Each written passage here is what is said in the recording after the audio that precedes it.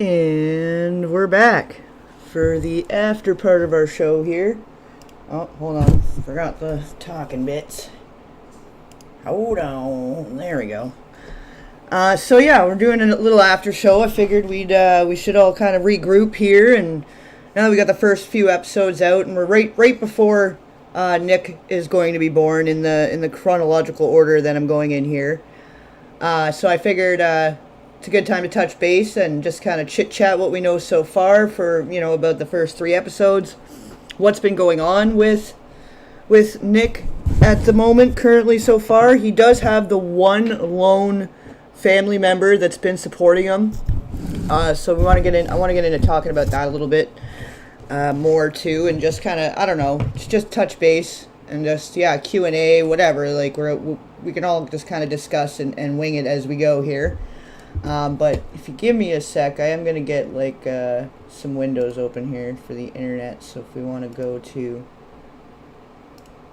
some articles and stuff here, because I guess maybe that's a good spot to start, because it's, interestingly enough, it's Rob's sister Annie, so it would be Nick's aunt, and she went into the psychology career field. So I found that pretty interesting.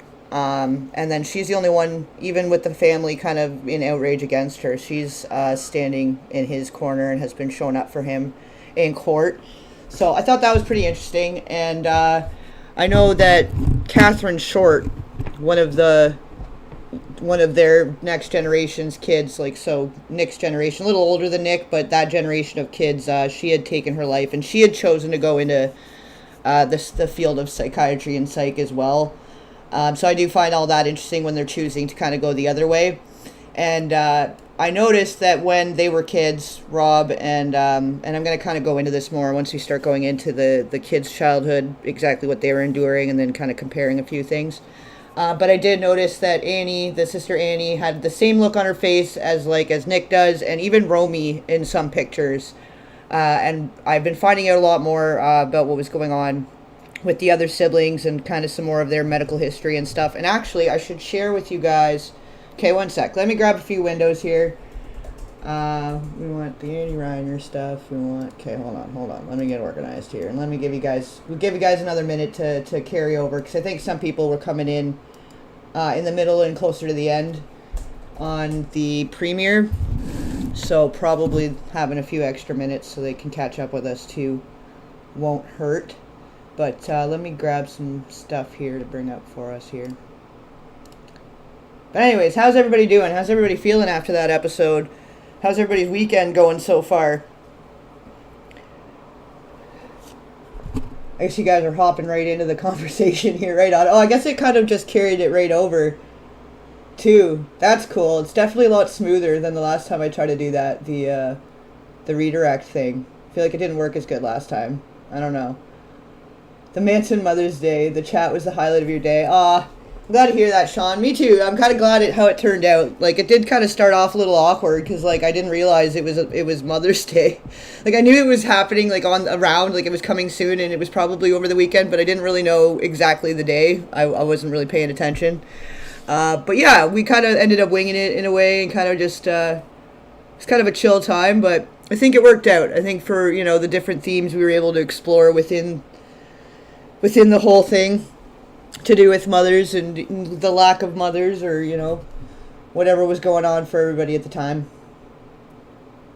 And we're back. Yeah, looks like most of you guys made your way over, though, so that's cool. That's good. Is anyone else drinking? I don't drink anymore. I got it kind of hard into some drinking there, just after the John Bonet stuff, even, and kind of in the summer of last year a bit. I don't know. I have my moments, and then I kind of realized it's just I gotta just stay focused. I can't be doing that all the time, because obviously if I'm gonna be doing this all the time, and then if that means I'm gonna drink all the time, it's probably not great for me. So I haven't been drinking for a while now, and I'll have a beer here and there or whatever, but somehow I've managed for a good amount of time to not do that anymore. I've tried to find some different things. But I get it. I do get it. It is hard to face some of this stuff and to not feel that way, And I think, oddly enough, as much as Dr. Doctor. I was gonna say Doctor Sleep. As much as Stephen King is kind of a weirdo, I feel like, he was saying some stuff between The Shining and Doctor Sleep, but, and I kind of lean into the idea of The Shine in a way, and I think, yeah, just being sharp and staying focused and staying in the lane, as hard as it is. I think try to look at your own stuff that's ruining your childhood, especially, too, and bringing up stuff from childhood, it always, it doesn't make it any easier, but it kind of comes with the territory, so I've been trying to not do that as much, if it's to hang out and have a beer or two, whatever, fine, but definitely it can become a bad habit to be self-medicating and trying to escape the hardness of it all, because this is hard stuff to think about, and to realize how prevalent it was, I think, throughout all of our childhoods, I think is the most damaging. And then between the map and stuff too, I think finally just getting it out of my head and onto the map, onto the screen, and just not just spiraling with it all the time, that kind of helped. So I don't know how that would apply to you, but if there's stuff in your head that you need to get out, maybe writing in a journal or something, I don't know. I'm not a licensed therapist. Don't listen to me. I don't fucking know. I'm trying to figure out my own shit, just the same as everybody else. But I understand. I totally understand. I've definitely had my time in the bottle and back. Okay, hold on. What do we got here? Come on, internet. There it is. Oh, that's not the one we want, though. We want the overlay, not the underlay. Alright, bear with me, guys. I probably should have got this a little more set up before we got on here, but I got chatting with everybody in the chat during the premiere. So just bear with me a second, and I'll catch up with you guys, and then we'll keep on keeping on here. That should be the one, the internet. Where's the other one then? I don't know what I did here. That's okay, we'll move it. That's okay. We'll make it work.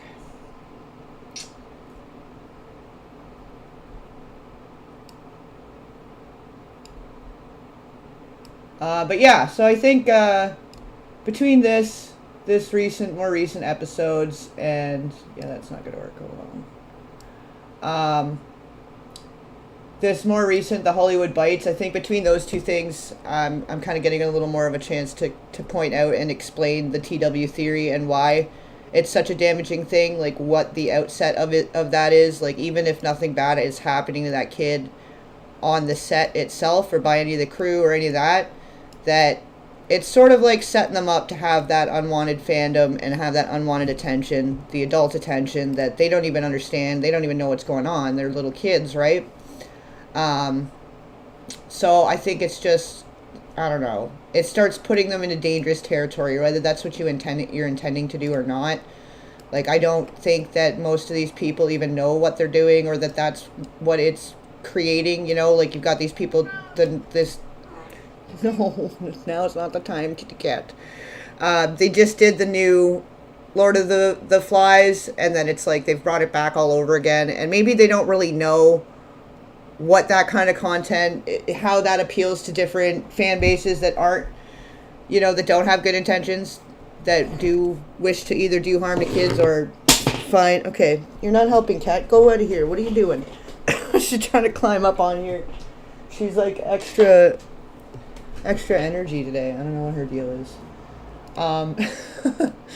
Anyways, let me try to find, I was going to try to find this other thing here. But yeah, so they might not realize what even they're a part of or what it is for this specific, perverted fan base of some of these types of themes and series and certain child actors and so on, So they might not realize even what they're a part of. So I'm not trying to say that everybody that's part of these kinds of films are bad people, but I just don't think that even, I think we just need to talk about it more. I don't think we talk about it enough of what that all means and what it does to a kid and how it impacts them long term. With that kid, Will Wheaton, who was in Stand By Me. Here, let me bring the chat back up here. The kid Will Wheaton that was in Stand By Me, he immediately, and if you were following in I think it's in the Lucasberg Files, we cover it also, and maybe, I don't know, just some of the other side quest investigations I've been doing.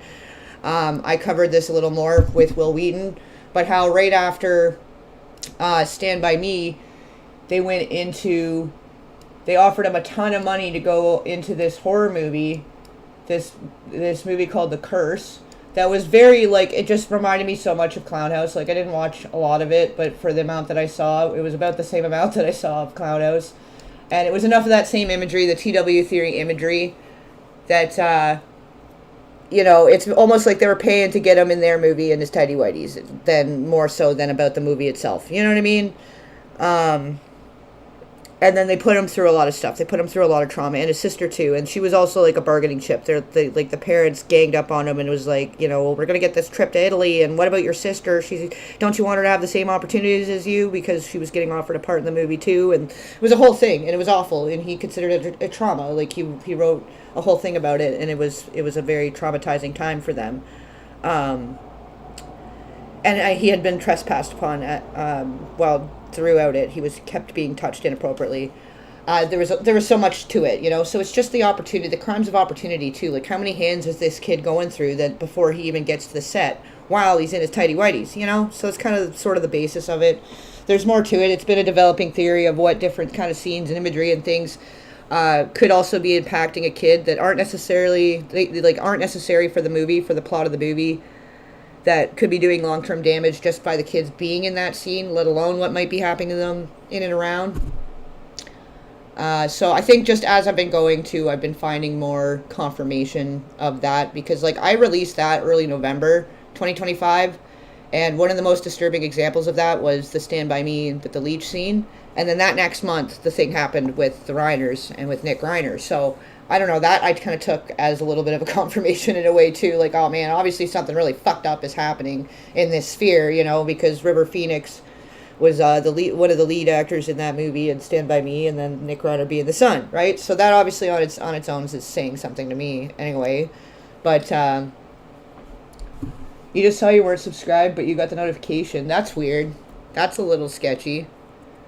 I've been seeing some sketchy stuff, and some people have been commenting about there seeming to be some throttling happening, but is it any surprise with what I'm doing right now, with where I'm going with all this? I probably ruffling some feathers, perhaps. Forgot about Kelly Van D, VD, but now remember from a childhood hearing. Yeah, fair enough. Fair enough, Brand. Well, she did end up going into adult film and doing the whole thing. But it's a really sad story, and if it was true, which it kind of sounds like she was, like there were other people saying it, it seemed like it was kind of just a rumor, but with other people coming forward now in the last year or two, confirming that they had heard the same thing, like that she had mentioned it. Now, whether it was true or not, obviously we can only take her word for it. But with so much other stuff going on, and there is another untimely death, very close within the sphere, right before Nick is born, and then River Phoenix died right after, like a month after. So there was like a lot of trauma happening just in and around when he was born as well. That kind of all kicked off the other death, and then whatever. I guess just having kids, Rob started feeling he had the authority, but that other death is kind of what kicked off the children's campaigns between like Rob Reiner and Carol O'Connor. They all started doing the children's campaigns throughout the 90s. So we're definitely going to get into that more. There's going to be pretty much a whole episode just for like the kids being born, and then that first 3 to 5 years of life, like Rob has really emphasized how important that first, it started off the 1 to 3 years, and then he wanted to expand the campaign, so then it was 1 to 5 or whatever later on. And then it was all kind of leading up to doing the political campaign stuff. He started being very supportive of the politics, whatever, his favorite politician at the time, favorite team, whatever. For Al Gore and the Clintons and all that, they were all really close. And they were part of some of these I Am Your Child segments. So I want to get into that more as well in the next part. And then once it's caught up to like the current, then we're going to be basically just waiting for the trial stuff to happen and to kind of go along with the current that way. But I do want to, before the next trial happens in September, I want to try to have all the episodes caught up, because there is a lot of history that's just, there's not really, we'll be able to add and build to it possibly by the time the trial happens. Maybe more things will come out, but a lot of the basis of the situation and the sphere of the people they were connected to, a lot of that's not going to really change. Like, more will be added to it, but I don't think they could take anything away from it from between now and then, right? So we'll get as much as we can of that out of the way before the trials are like we get right into the thick of the trial. But yeah, well, I don't know. He was saying some stuff about Stand By Me right around that time, and then he kind of changed his tune really quickly after, once he was able to go to do the 40th anniversary thing. So there's more about that. I want to do a video just about Feldman at some point here, because I did a little more of a dive on him and with his involvement with Corey Haim near the end there, and just, how that might have been doing more harm than helping in a way. And there was connections with Reiner and stuff to that too. One of the final films they were in together was that Dickie Roberts in 2003, and they were both supposed to be in it. Corey Haim's also credited in it. He's in the credits, but they cut his part. They cut him out. So I think that there was a time where that was sort of being rubbed in his face too. Like, they had that Two Corey show together right before Corey Haim died, and like, there's just more to it. There's so much more to it. And then there was that other documentary that came out. Like, there was more to it. So when he kind of seemed to do a 360 or not a 360, a 180. He would have got back to start if he did a 360, but he did a 180 on seeming to be, from what he was saying about Stand By Me, and then jumping on the bandwagon of wanting to support the 40th anniversary, like in the same breath almost. Like, yeah, it was definitely on the verge of homoerotic involving kids, and definitely it would have appealed to pervs, but the 40th anniversary is coming up. Let me get on board with that. I don't know. It just I don't know. And for how much he's been spoken about the whole thing, I ended up wanting to do a little deep dive. So I won't get too much into that because it's not necessarily as relevant to the whole. But yeah, that means full circle. Yeah,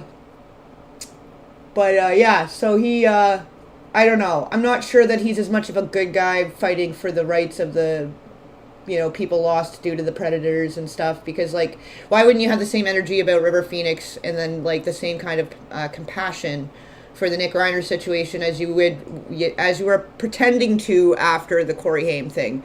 Because honestly, like, looking back, like, he was not a good friend. He was really, if anything, was a contributing factor into driving Haim more into himself and into, it, like, yeah, there's a lot more to that. So, and I kind of take it a little personal because Corey Haim's like a Canadian born, and then went and then kind of got sent back. So he was kind of naive too. Like, you got to think Feldman had grown up in the industry, and he was like, he knew who was who and what was what and what was going on, and that Haim was naive and didn't really have a clue. He kind of was just new to the business and was kind of rushed up to the top of fame. Like, he didn't have to earn it the same way too. So maybe there was some animosity there.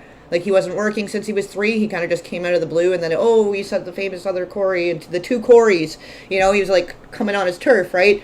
So I feel like there were instances where he had maybe left him in a situation that he maybe would have not known how to get out of himself. Do you know what I mean? I don't know. I don't want to make allegations here, obviously, but I don't know. There's definitely more to it, and I feel differently than more recently than how I did about Feldman for a long time. So, and like, I knew he wasn't completely innocent by any means, but yeah, I think, they have in the DVD version, because they have, like, the director's cut, so they brought back some clips or something. But in the, the first round, he's just not in it. Or maybe they've recut it since, and then he's not in it. But when I was going to watch it to see what that was all about, which is kind of like, I don't know, the whole concept of the movie is a little weird and, like, very circle jerking of Reiner in a sense.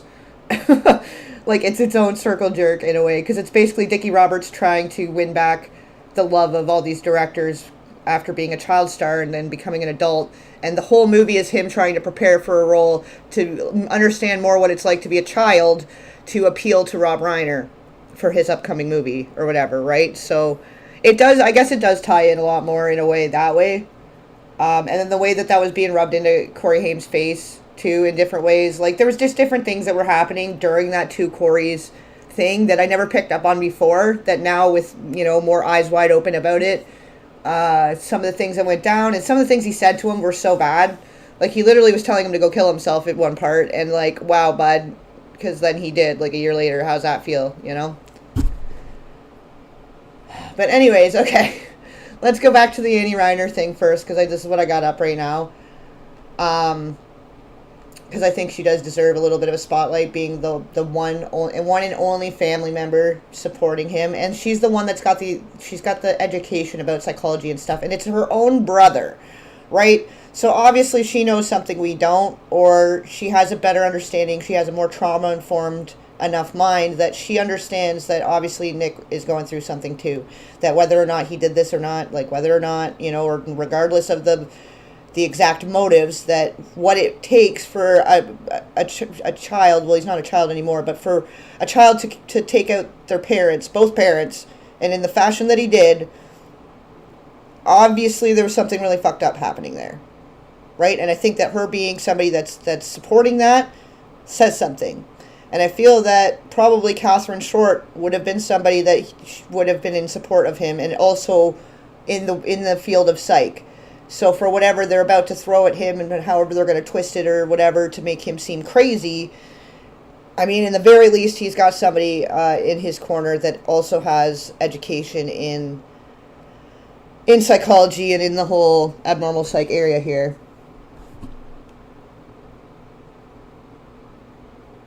Okay, let me catch up with you guys. You guys are off to the races here. I think Corey's allowed to say what he says, but not be taken out because they sanction him saying the improved. Yeah, fair enough, Red Spice. Yeah, I think he kind of has to skirt the line. Where exactly, we can talk about how Stand By Me was homoerotic, but the second I mention River Phoenix and Nick Reiner, well, now it's a problem. So, I don't know. Like, and maybe for his own safety. And I was thinking too, maybe if he has kids and stuff, but his kids all grown up, and he's like, I don't know. I feel like it's very. He's opportunistic about what he chooses to speak on and not speak on, and how he goes about it, in a way. And maybe that's just the way you need to be when you've grown up in the business in the way that he has. Like, maybe that's just part of the conditioning, and that's how he survived. I don't know. Because obviously, like, it's a battlefield. Like, the whole thing is a battlefield. Like, here, I guess maybe we may as well, for those of you guys that have been following the Reiner stuff but haven't been following the mind map, which it kind of started. It started with the Reiner stuff in a big way. He's sort of like a big central node here. But when you see how many, like, it's got to affect you some way when all your peers or like people that your dad's worked with, you know what I mean? Like, whether he's directly involved or not, seeing like the trail of trauma and decay and all the different victims, the whistleblowers, the movies that turned out kind of like looking a little weird now, the more you look at them, and then all these red dots are all kids, like, well, not kids, they were like, early 20s, early 30s or whatever, most of them early to mid 20s, but still kind of just kids when you think of the grand scheme of life. All of them within this sphere in between, this is just in between the Reiner and his buddies. We got Steven Iceberg for code, because I don't know, I don't want to die. I've got the Hanks on here, and I'm finding just more and more connections, I guess, between them as I'm going through the Reiner series, and like this was helping me map it out as I was going, because there were a lot of connections between the recent Buzzfield case, and like long term with Reiner and his company, and like his first accuser was on the set of Little Big League, which Rob Reiner wasn't directing, but he was, it was his company, Castle Rock, and he had a few accusations, and he's another one that ended up getting rewarded after he got a show handed to him called Champs by the Iceberg. And then there was another show, Birds of Paradise, he had a starring role on, and Birds of Paradise, the movie North, that's a TW Theory movie, and connecting to some stuff. Elijah Woods talked about the Predators a lot. But North, Birds of Paradise, and Jurassic Park also had an overlap in Hawaii. And that's sort of where the Hawaii theory started like early developing. And then I found there was this video of like the Goonies, after the Goonies, Richard Donner was in Hawaii. Like, they have this little tradition of after they wrap a film, there's a collection of directors that they go to Hawaii, right? But so Richard Donner was in Hawaii for the Goonies, after the Goonies, and Spielberg had, or Iceberg I should say, whatever, it doesn't even matter anymore. I don't even care anymore. Whatever. I obviously don't want to die, but like just so that we're clear, Spielberg flew out the full cast of The Goonies to surprise Richard Donner in Hawaii. Like, oh, it's a fun trip, guys. Come, everybody come to Hawaii. And then like just there's other weird little connections that I've noticed. Like this movie Point Break was one of the movies that Chris Petiot was in before he had a tragic and untimely death, and that was connected with Keanu Reeves and Patrick Swayze, a couple people. But that had scenes shot in Hawaii. Like, I'm just seeing a pattern. I'm seeing some patterns, and I don't know if they mean anything yet. It's still, like I said, it's kind of like we're developing this theory. But for the amount of nodes on here that were within the Reiner sphere, and then when you look at how many of the friends' kids between Victoria Jones was Tommy Lee Jones' daughter, Jacqueline Falk, Peter Falk's daughter, and they've all kind of all worked together. And then Catherine Short, Martin Short's daughter, and they were all very close. They were very close family friends. Their kids all grew up together. Where is she here? I'm trying to find it on the map. Sorry, guys. Hold on. The Catherine Short, she very intentionally, allegedly, supposedly, reportedly took her life. And all of them, there's like 4 of them now since Nick Reiner's arrest. So let alone the ones that happened before and just before they were born, and then in between here through the 90s, this trail of trauma and decay that, and I'm not necessarily saying Reiner necessarily had anything to do with it directly, or Stephen King, or any of these people necessarily directly harmed or trespassed against them, but I think that there was a lot of situations and environments created where these kids did have stuff happen to them. That did happen. Bug Hall's talked about it on this, it's a TW Theory movie. They got him running around the tighty whities for Little Rascals, and on the Little Rascals was the first movie he started being trespassed upon, and that some of those people had followed him from set to set, and most of those movies were within this sphere, which I don't even know. I'm gonna just start saying everything. It's in the Disney sphere, within Disney movies for the most part. So when you connect up what some of those other Disney movies were, and the other people those connect to, there seems to be some patterns there too. So it's not necessarily these guys. There are bad actors within it. Like, these are predators, some of them convicted predators. Like, we've got the Brian Peck, and we've got the his connections to the Gacy and stuff, which that's a whole other thing. That's the Red Brick Road where we've been going down more recently. But people that are either a predator or have shown behavior that is predatory or weird, like this Todd Phillips was never necessarily accused or convicted, but he made this 1994 movie advocating for this little fan club that was trying to basically say that because they were grooming kids, it was not a forced trespass, that it was an act of love, and obviously that's fucked up. But all these, the blue dots sort of paint the picture of how surrounded some of these kids were in certain circles, and then how they all connected to one another. So it kind of it tells a tale in a way. It doesn't necessarily prove anything.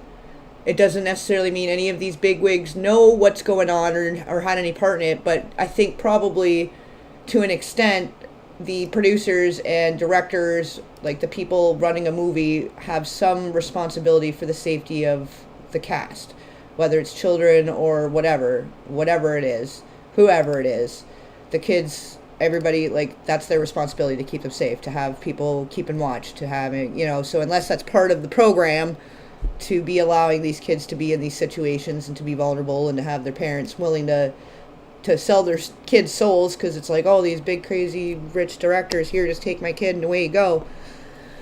So yeah, yes, Red Spice, yeah, that's a little known fact. Yes, I touched on that a bit in the Robert Downey Jr. Documentary, I guess you could call it. It was kind of early work. It was my early phases of work, so I don't know if you'd even call them documentaries right now. I don't know, because looking back, it's, I've come a long way, I suppose I could say, but a lot of those videos, the Dark Hollywood, I was doing it around kids that were lost tragically and untimely, and it was my way of being able to dig into it and expose it, but without really saying it, without coming right out and saying things.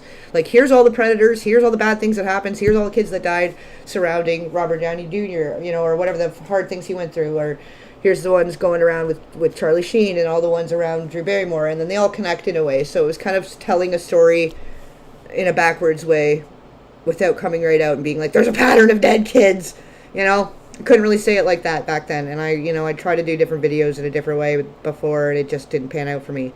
So all this time later, now I literally could just do the map and be like, look at all the kids, look what happened, look what's happening. Like, what does this tell us if all these kids are not making it out the other side in one piece? Like, what does that suggest? And then when you connect it back, and they're connected to these certain people, like this one photographer guy that went to jail a bunch of times, like 3 times over a few decades, always for material and harms and trespasses, the whole thing. And he represented, like, pretty much all of these, the main kids, the main headlining, whatever you'd want to call them, the teen heartthrobs or whatever they called them back in the day, like the Corey Haim, the Renfro, the Chris Petiet, and then he was somebody that was like selling the headshots. He would start off by selling headshots, like shirtless headshots of these kids, and then there was like a whole other network of fans around all these kids that they had people within their sphere catering to, and like giving them alcohol and stuff to get them to allow to take racier photos and do more things and with video and the whole thing. Like this is all part of it, and it's kind of like with that the Hollywood Bites that I'm doing at the same time here, kind of alongside this. That episode kind of shows it in a way, and in a way though, doing the episode is a little opportunistic and exploitative, but the way how backwards it is that they work too. Sorry, I should bring the map back up. Sorry guys. I do want to get back to the Annie Reiner in a minute though. But yeah, it's just once you start looking at it as a whole, and just because everything connects in some way on here, you know, and it seems to be connecting back to a lot of these certain main nodes, certain main companies, certain main things that, you know, it doesn't necessarily mean that anyone's guilty of anything, but how many predatory friends and instances of these kids dying around you until it becomes suspicious, you know. At some point it's got to go from coincidence to suspicious, right? But yeah, it kind of seems like exactly like, I'm sorry, I'm still catching up on on the chat here, guys, but it seems like Feldman had fed him to the sharks. Yeah, exactly, Luna. Couldn't say it better myself.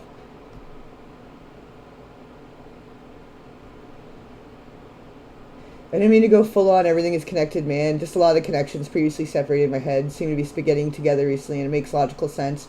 Yeah, well, it's kind of what the map, I think, has helped do for me, too, is to just, like, get it all out on one thing, because it's like, I can see the connections, I know there's something happening here, I know I'm sensing a pattern, but, you know, you end up going round and round in circles, so definitely getting it out of my head and onto the map, and starting to, like, being able to just crack it wide open, because, like, I've been, like, one of the first Dark Hollywood videos were around the River Phoenix situation. So the way that this has all come full circle is actually pretty fucking crazy, to be honest. Like, for just kind of the work I've been doing for all these years and how it seems to have been culminating. It's the beginning and the end with the River Phoenix situation, you know? Yeah, there's the troubled teen industry too, like the programming, and Nick had been sent to a lot of these facilities that were not great.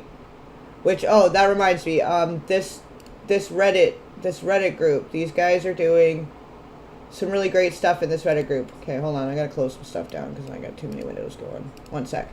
This Reddit group that I didn't even realize they were doing this until more recently somebody brought it to my attention, which honestly, it's like perfect timing because I was still kind of just catching up with the historical factors, you know? Shoot. Okay, I gotta pick a window to close here. I don't know if I can because I want all these windows, but we got too many. Hold on. Okay, hold on. We're gonna just save this, bookmark this, and then I'll close it. Okay, hold on. So that's how I stay organized with all these friggin' windows and tabs and shit. And sometimes once I close them, I forget, and I don't want to forget certain things, but this is not one you forget. I'm still be looking at this, so the John Wayne Gacy of it all, how it connects into the map is really fucked up too. But this Reddit, they're doing excellent work.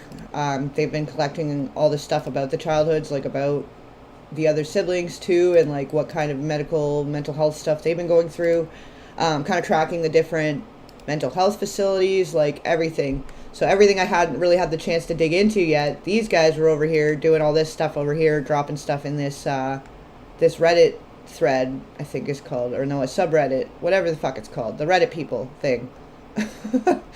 But there was a lot of stuff in there that I hadn't even come across yet, like a lot of really good stuff that all has to do with it, and going into, like I said, more of the childhood, more of the family, more like the recent history stuff too. So, like, because I guess, like, Romy's been having night terrors. She has struggles with night terrors. They've had her medicated for a good long time, and it's like, who suffers from, like, that kind of extreme of night terrors for that long, and for, like, most of her life? Like, what did she witness as a kid, you know? And her having the same kind of eyes, in some photos as, like, Annie Reiner does in some pictures when they're kids, and then as same as Nick, when you'll see him in some pictures, there's, like, the sadness, like, the deep friggin' sadness. Okay, we can close this now. We'll come back to Annie. And then we'll open up some other stuff, and we'll go in some other directions here, but I just kind of wanted to have the full discussion of just where we're at on this and where you guys are feeling about it, and just, you know, to come up for air every so often and connect with you guys is just good. It's good mental health. It's good to not always be just, you know, going around in circles with it just on my own, you know. To discuss with you guys, I think helps digest it a little bit better. And for you guys too, to help you guys kind of digest this as you go, because it's not easy finding out all this stuff about people that you once thought were good people that are supposed to be icons or celebrities, right?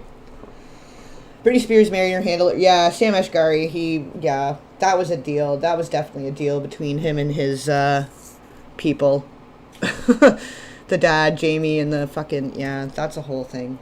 That's a whole thing. But that same model, like, I think that it's important that we all understand that, but that's the exact same model that's happening with so many people, and it just comes in different forms. Like, for some of them, it's the personal trainer. For some of them, it's somebody that's gotten close to them as a friend, or somebody that's, like, you know,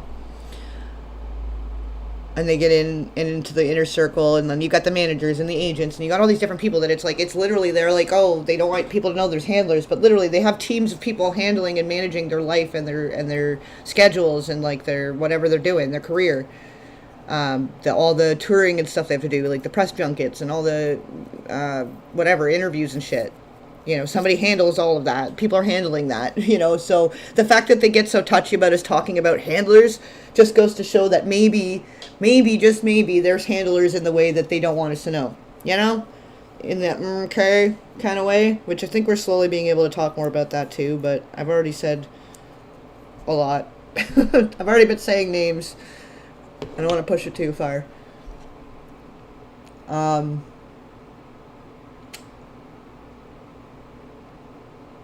Yeah.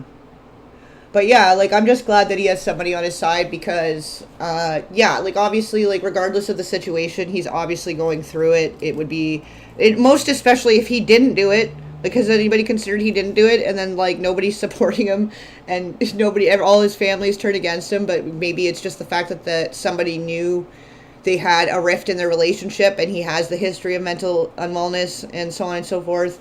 And so that was a crime of opportunity. They had that fight, that very public fight at the party the night before at Conan's house. And so maybe somebody had it out for him. Some other person had it out for him. And it was an opportunity that they knew he would be framed. They knew that most likely people close to him would think that Nick had done it.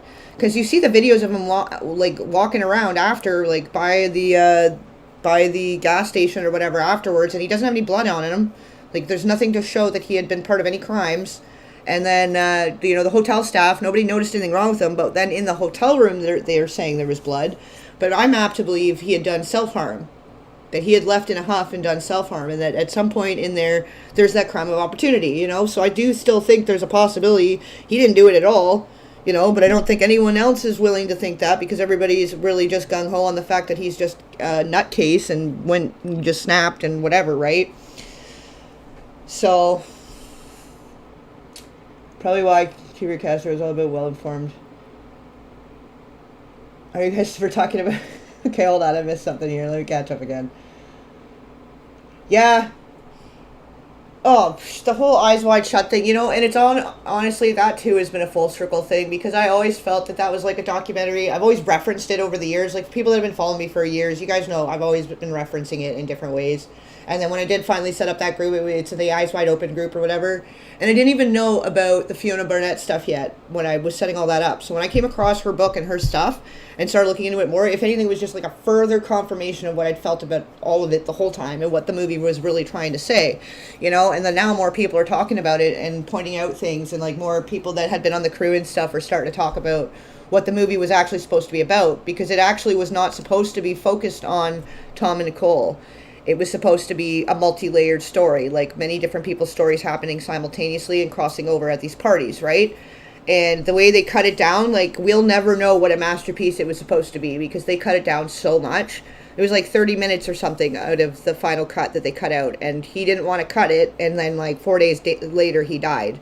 And it was like, they said it was a heart attack or whatever, but he was otherwise very healthy. Like, he had no prior health conditions to do with his heart. Like, there was nothing that should have, he was in otherwise healthy condition, like, and it just happened out of the blue. So it just all seemed very, very shady.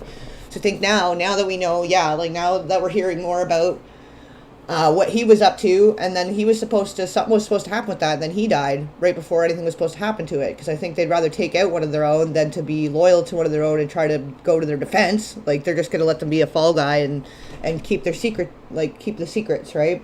The whole symbolism you see, when people are doing this thing and the covering the eye, the turning the blind eye, and then there's like the three wise monkeys or whatever, the whole mantra from back in the day, the see no evil, hear no evil, speak no evil, or whatever. Like, that's part of it. That was all part of it. Like, oh, don't talk about it, guys. You didn't see anything. You didn't hear nothing. But yeah, no, once I learned about all that too, I was just like, holy fuck, the whole time. Like, the whole time, for, like, the fact that it was just in my face too the whole time, like, for how I'd felt about the Eyes Wide Shut stuff, and just like, I don't know. It's like, sure as shit, of course, even, because I always thought it was interesting he chose Tom and Nicole as well as the roles, like, that, like, they are sort of that kind of couple, you know what I mean? Like, they seemed very fitting in those roles. So then you hear everything else to do with that family, with Kidman, the Anthony Kidman. Oh yeah, I don't know. Like, I don't know, and I just don't know. I don't know. The chat froze on your end. Yeah, you might gotta refresh. Sometimes I have to switch it back from top chat to live chat, because it'll just like freeze, or I'll be missing stuff. Was Dirty Dancing a holiday park in Hawaii? No, but that was in the Catskills. That's in the Catskills, the favorite place for some of these people. Their summer retreat where Michelle Reiner's family was going, and Carl Reiner and like Mel Brooks and all these people had started their comedian careers on these resorts in the Catskills. Yeah, that's where Dirty Dancing happened. It was that sort of resort type, tweety type town. Kardashians, the Kardashians, that's the whole thing. They're connected to that Harvey Pasternak guy, who is like a handler, so to speak. That's what Kanye was saying about him, and he connects to a lot of dead people also, which actually I have to circle back. I keep saying it, and I know I keep saying it, but I really mean it sooner than later. I wanted to just get this series more caught up, and there's a couple other things I want to get out in between, but the Brittany Murphy final episode, and honestly, it's making sense to just keep waiting, because more things keep happening that need to be in the video. Like, more confirmations keep happening. But all of that comes into play. A lot of what Kanye was saying, and like Tila Tequila, and then like the crossover with Ashton Kutcher and the Diddy, and like how all the mysterious deaths in that sphere, even like Ellen's ex, Anne Heche, the way that all played out, like there's some connections in and around there. There was something real, a big Diddy dirty secret, but that wasn't just Diddy that was happening during that time. Like, it was reaching a fever pitch, I feel like, between like 2007 to 2009. Things were getting really fucked up, and I think some people were going to say some shit about it. And like, even Michael Jackson died in 2009, then Brittany Murphy. Like, a week after Brittany Murphy died, the heiress to the Johnson & Johnson baby oil company died, very mysteriously. And what was the theme? What was all the party favor gifts, the baby oil, all the baby oil at the parties that Diddy always had was the Johnson & Johnson baby oil. So, I don't know. I don't know. Some of it might just be like a coincidence, like a silly little coincidence, and maybe it's a red herring. Maybe some things happen and it's just to distract people too. Like, I don't really know. I don't really know for sure. I'm just speculating. All I know is, like, I'm never going to lie to you guys, but I might not always be right, you know?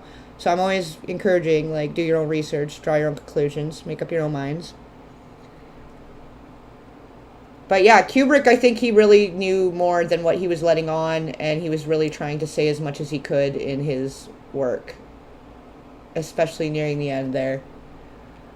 But anyways, okay, let's go over the Reiner thing, the Annie Reiner thing here quick, because there was just a couple things here that I wanted to maybe touch on, just some of her, what she has chosen to cover in her career, and how it pertains to the Reiner family and the case.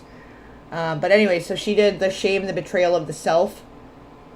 What language are we speaking? And Bion and early emotional development. So I guess she's done work with this Bion's. I don't know. The Bion's. I don't know what Bion's is. I might have to look into that because that keeps coming up here. I don't know what the fuck that is. Many books on Bion. This one is different. Beautifully written book captures the imagination of the reader and inviting him to her think with Reiner about the development of Bion's ideas. Okay, so maybe it's more newer age, though. Maybe we're finally at least graduated from fucking Jung and Freud and shit. Maybe we're actually, like, getting into the today here. You know who's really good, though? Gabor Mate. I don't know if you guys have heard of some of his stuff or read any of his stuff or know anything about him, but he did a really good documentary, The Wisdom of Trauma. I think it was from, like, 2021. And it's Gabor Mate, and that was some good shit. Some of the newer age people, like, that's going to make some difference here. So hopefully that's what it is. Clinical or clear, accessible, deep reflection of his thinking. Anyone interested in human experience, philosophy, psychoanalysis will surely find this book much needed, touching, and evocative food for thought. Child and adult training, supervising, dictated. Oh, of course. Well, they are that, though, so, I mean, I get it. But,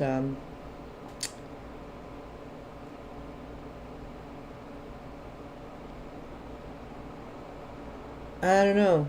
I maybe got to look into this Bion's before I actually draw a conclusion about her. Because I kind of just skimmed over this before, and I was like, you know, it seems like she's trying to make good from whatever she experienced as a kid. No. Now I'm wondering, like, maybe she's the handler. I don't know. I don't really know now.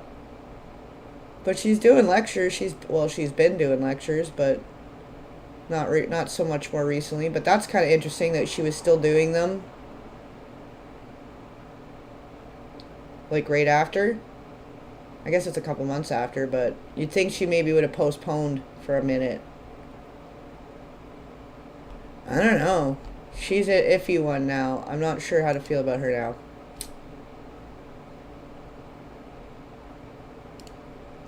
We'll just switch back to the map for now, because, like, I'm going to figure out what else we're going to look up here. But I think mainly just to be having the chit-chat is kind of the main thing. It's like the after discussion here.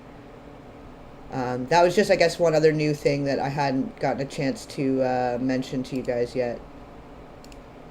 That there is the one, because they keep saying that none of the family's supporting him, and he does have one supporter, and that's her.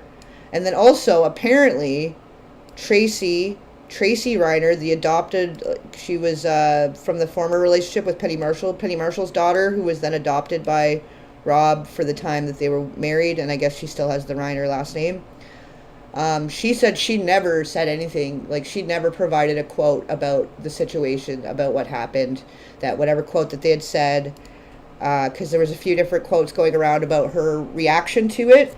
And she never said that. She never was part of that. It was, like, from her own Facebook. Somebody had posted, I don't know. But she had said that, yeah, she never gave a quote. She never talked to the press about anything. So she doesn't know where they're getting these quotes about her feelings to do with the thing. That she has no comment. So I think that says something, too. That she'd rather not comment at all.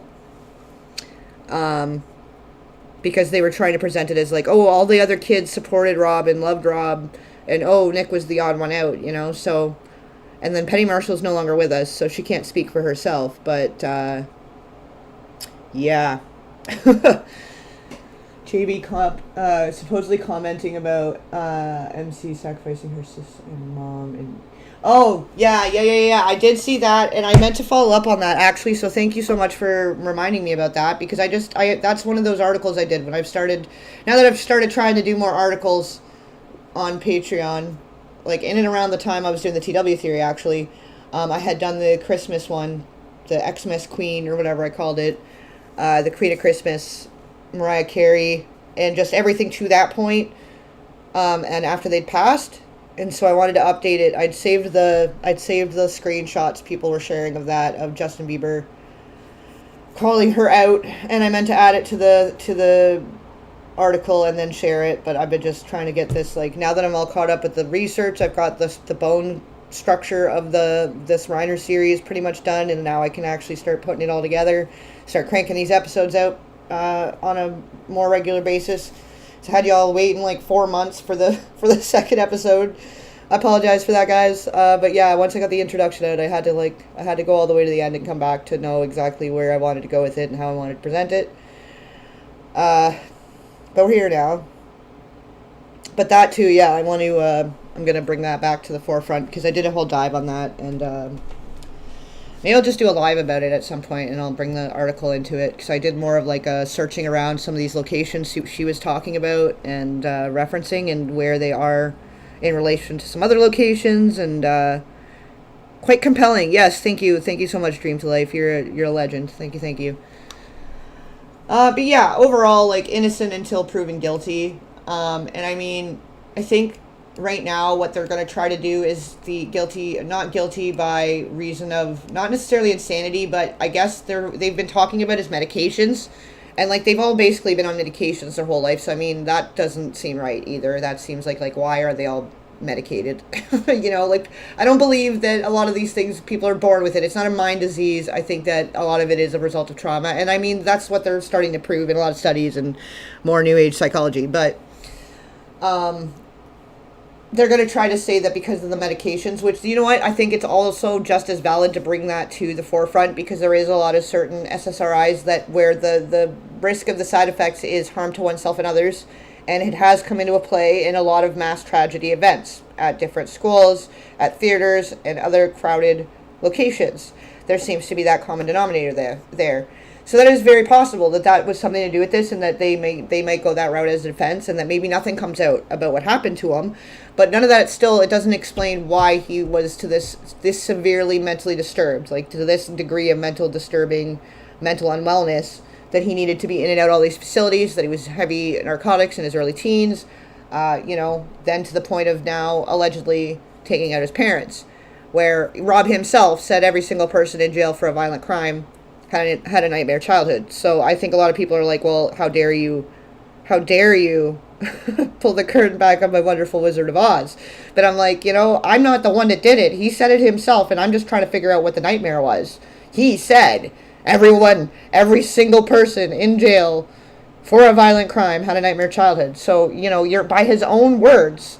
I'm just curious what he meant by that now in this context, I never said it. He did. And it's another coincidence with the timing, and the media's already cast him as guilty. Yeah, exactly. Well, and this is it. Like, because the trial by media, the trial by the jury of the peers and stuff is so heavy duty, like, so many people just have their minds made up. And that does affect the jury, as much as they're like, oh, well, they're going to be sequestered, or oh, this, and they're supposed to not talk to outside people. You don't think the first thing they're not doing is going out and talking about it and thinking about it and wondering about it and seeing shit about it, looking it up? Like, I mean, there's only so much you can do to prevent people from having a preconceived notion, especially when jury selection's happening after the initial reporting of the crime. Like, they're going to get the jury pool somewhere in between us. And even if there is even a jury, I don't know exactly how they're going to do it. I think there's going to be a jury. I'm not 100% sure, though. Sorry, I'm just going to tidy this up a little bit while we're here. But, like, that happens after. So there's really only so much of a non-biased kind of group of people you can have. And in this kind of case, they're going to say, like, some people will say what they know you want to hear to not do jury duty, but other people want to be on the jury because it's like a fucking high profile thing. So I think this would be the kind of one people might lie to get on the jury, which, like, that doesn't necessarily, like, he may never, there may not be a way for him to get a fair trial at all, being that it's such a high profile thing, you know? Yeah, see, you know, and what's up, Cupcake Explosion? I think we missed you earlier on the premiere, but I'm glad you made it for the after show. But there was no indication that he'd harmed anyone, that there was any fight, it didn't seem like he'd had any, like, it just didn't seem like anything, he'd been in any ruckus, you know, prior to. He didn't look very disheveled. He just looked like he was taking a stroll late at night, you know, going by the gas station to grab a snack, and then going to stay at a hotel to get away from his fucking family because they had a fucking fight, you know? Yeah, Eyes Wide Shut's definitely one of those ones that I'll watch on, like, a yearly basis at least. Like Fight Club, The Wall, you know, I've got, like, a handful that I'll watch on, like, a biannually or at least semi-annually, once a year or once or twice a year. Do a viewing, because I end up noticing new things each time, or I get a different meaning out of it. Like, it means something new to me as I've gotten older. And yeah, Eyes Wide Shut's definitely one of them. Rosemary's Baby also. Like, there's a bunch of them. I'm gonna make a master list sometime of all the movies that radicalized me and continue to this day. The more that I watch them. Ziegler, character's wife in the staircase scene at the Christmas party, looks exactly like, yeah, I don't think that those things are a coincidence. When it comes to art and creativity and stuff and the way that things will be embedded into the works, I don't think any of that's coincidence. And I think David Lynch is really good at that too, just in an even more obscure way that you really got to work your way around to really try to understand. And even then, he'll never confirm for you. Like, he's kind of one of those, he was, may he rest in peace. Or I don't even know now, because he's sort of overlapping with some weird people and some weird things in between that I just don't know. But I thought he was one of the gooders for a while that, you know, like, because he's been trying to tell us some shit over the years too, like with Mulholland Drive especially, and like, fucked Twin Peaks, all of it in a way was trying to tell us something, you know. But he had kind of gotten in and around and associating with some people. I don't know. And obviously it's not guilty by association necessarily, but I'll look more into it and then I'll know for sure. But I've just only started kind of getting into that. That'll be more up here. He did a lot of work with Dino De Laurentiis, and Dino De Laurentiis was a fucking weirdo where, I don't know, I think he kind of was trying to say something about him in Mulholland Drive with the shriveled up guy in the wheelchair. I feel like that was supposed to be Dino De Laurentiis at the end, because he was basically a vegetable and he was running everything into the ground, but he refused to give up control. And he was very, like, I don't know. I feel like there was some themes happening there that were mirroring the real life, his own experiences, and for certain things that had taken place just before that started coming into fruition, you know. And we were talking about Justin Bieber and Mariah Carey. Sorry, we had blind items in the chat. That was great. But yeah, with Justin Bieber had made a comment about that Mariah Carey, basically that she knows what happened to her parents, or to her sister and her mother, and that she consumed, I don't know if I can even say it on the live. I'll share it in the group or on Patreon or something, and I'll connect it all up. So just like, I made it, that one's public now too. It's not a paid only. I think I still have that one as a paid only. I gotta go back and unmake paid only, make some of the older stuff more public now, and then when I add new stuff, like, paid members get the early access or whatever. But I did end up publicing that one, so if you guys want to check it out, here, actually, I'll see if I can get you a link. 1 second. But yeah, so that was sort of a further confirmation of, because that's always stuck out to me. Like, I hung on to that clip, and I've talked about it over the years a few times and brought it up in different videos and, like, live streams and whatever. Like, that's one of those things, like the River Phoenix thing, and like certain other things, like the Corey Haim stuff, that's just stuck with me over the years. Yeah, that was one of them. So to get more confirmation, because for him, I gotta go back and confirm that he even said that, and it's not just like some fucking fake thing going around that the tabloids grabbed hold of, because you never really know. But I've seen a couple different instances of it, so I'm almost certain that it is a real thing, but I'm obviously not going to run with it till I know for sure. But hold on here. Where are we going? Hey, I'm just going to grab the direct link because I don't know if these link shortener thing I've been using, I don't know if it's working anymore, so I have to go back and check that. They're doing maintenance because I couldn't get in to add a new thing, and that was a little annoying. Because if it breaks my links, then that sucks. But I don't know. I think the links still work. It's just not letting you go in the back end right now to add or edit things. So I'm just going to give you the direct one.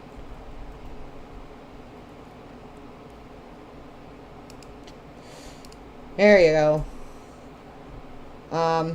So yeah, check that out. I guess you could check it out now. I haven't updated it yet, but I am going to update it, and then I'll share it once it's updated.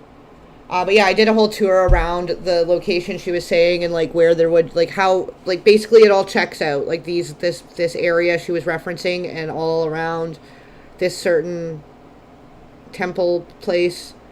Just check it. It's over there for a reason. I don't want to go into it too much over here. I'll just leave it at that. But it checked out. A lot of her story was already checking out then, and then now with the Justin Bieber kind of confirming. Yeah. Yeah. The phone call. Yeah, there's a lot of stuff. Like Mulholland Drive actually is another one. Put that on the list. That's another one like that all the time when I check that out. Every time I watch that again, it does new things for me. Eternal Sunshine also. Eternal Sunshine of a Spotless Mind. Wicked movie. Love it. I know, and you're just full of piss and vinegar today, aren't you? Do you just want to come up here? My cat is going to join us, guys. We're just going to sit here and meow our face off, so... Sorry. I don't know if you guys could even hear her, though, but... She's over here meowing at me.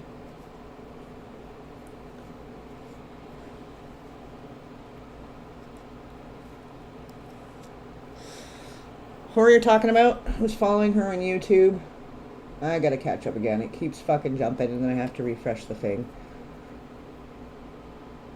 You've got the book, script, soundtrack, and the film for Fight Club. You have the screenplay for Eyes Wide Shut and the original book. Oh, wow. That's pretty cool.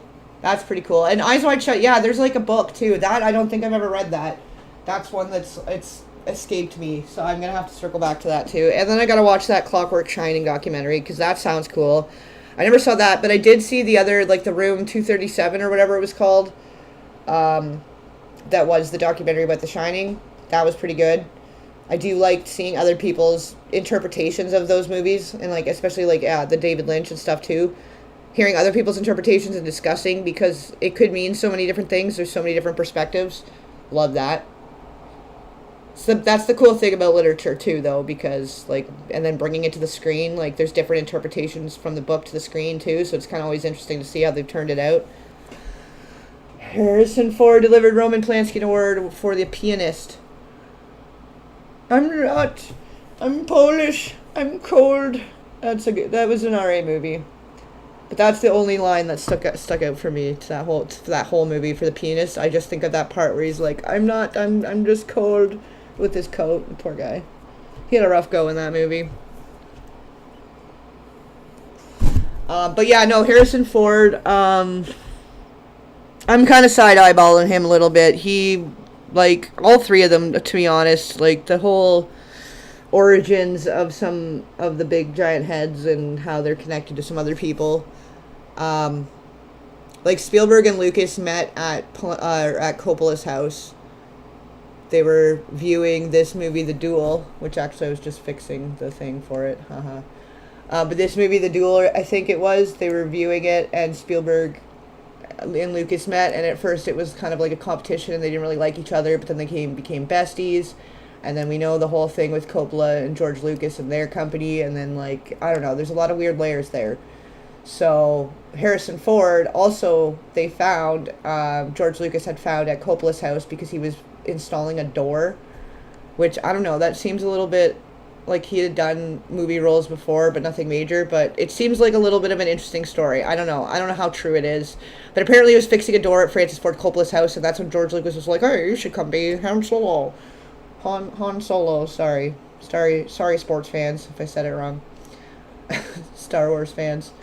But yeah, so he invites him to come be Han Solo, and then they used him in a ton of movies, though. He was in that American Graffiti, which that movie They used those cameras, and it was this company, their company together, their cameras for American Graffiti, and funded by their company to do that Clown House movie, Victor Salva, which I just mentioned in the Reiner episode 3, and then I've been talking about it. If you've been listening the last couple months, I've been talking about it a lot.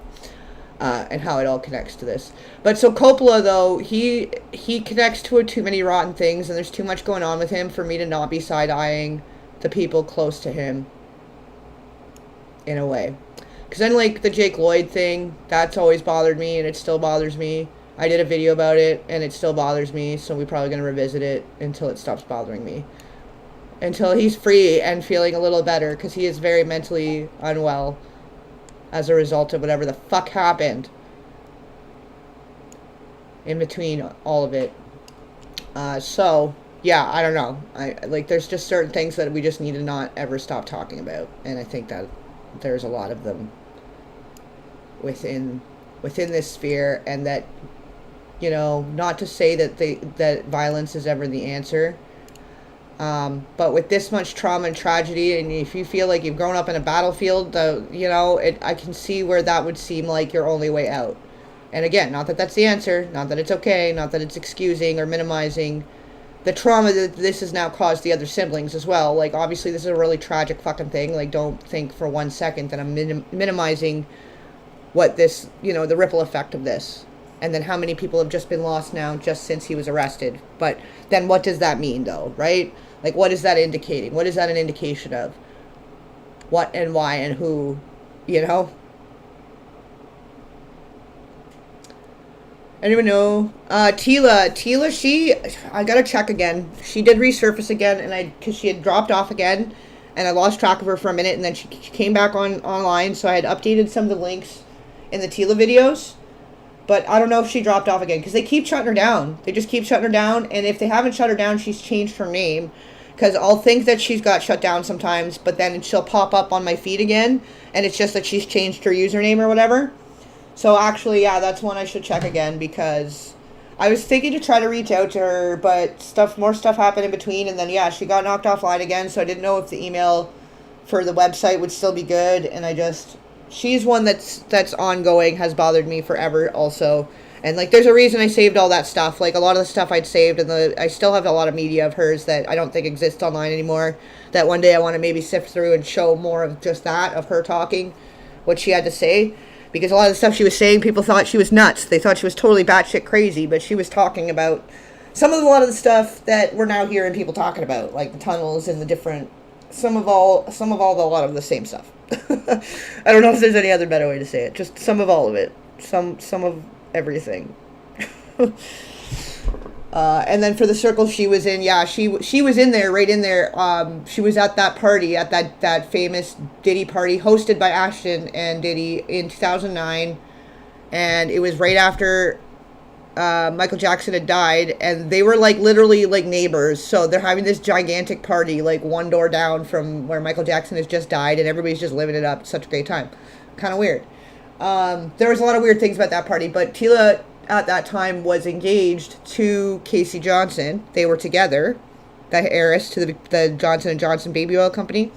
She was having some problems. They were both having problems, and that kind of threw her off her grooves. It was like a twofer. Taking out Casey Johnson was like a twofer, like to silence both of them, and then still possibly have Tila come back to the dark side, sort of thing. Do you know what I mean? I don't know. That's a speculation. I don't fucking know. That's just a wild and crazy speculation. I don't actually know for sure about that one, but for what it seemed to be, in my opinion, for the timing and how many other weird deaths were happening around, something was going on at that party that a lot of people couldn't stomach and were going to talk about. And they needed that to not happen. Whoever the evil powers that be at that time that were a part of that sphere. Because that was a different sphere. Like, we got to think there were different spheres and different things happening at different times, you know? It's like you got different dealers for different drugs. You're not necessarily going to go to your pot dealer looking for blow or whatever, you know, or vice versa. Like, they've got different crowds of people and different people that are providing different things at different locations. Some of them are on islands, some of them are in mansions, some of them are on yachts. It's all relative, you know, depending on who the partiers are.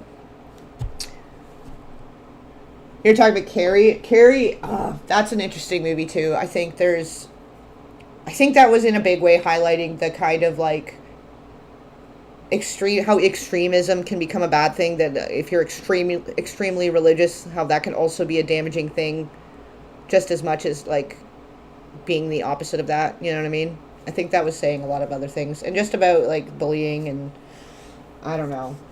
But it makes you wonder why Stephen King had chosen certain things, because that's a Stephen King one too, isn't it? Carrie, I think that was like his first book, wasn't it? Or was it the first one that became a movie? I don't remember. But I think he was trying to say something with a lot of his movies, so I kind of try to wonder now, like, now, especially with doing this investigations and seeing how embedded he was into the Reiner sphere, like, Castle Rock did a lot of Stephen King movies, where Rob didn't necessarily direct all of them, but a lot of his biggest ones were also Stephen King, like Stand By Me and Misery were Stephen King, right? And then they did a bunch of other ones. I can't remember exactly which ones, I'll have to look it up now, but knowing how embedded he was and already kind of feeling a type of way about him, you know, now looking closer and at some more of these connections and like, I just don't know. Yeah, and, okay, and, maybe I'm jumping ahead, hold on, let me, I'm gonna have to go back and come forward, but I just saw the Drew Barrymore very young in the Firestarter. Firestarter, that was the movie that at the wrap party, which is at Dino De Laurentiis' house. So here we go with the Dino De Laurentiis again. It was at his mansion after they wrapped at his he had just set up a brand new studio in Wilmington, I think Wilmington, North Carolina or something like that.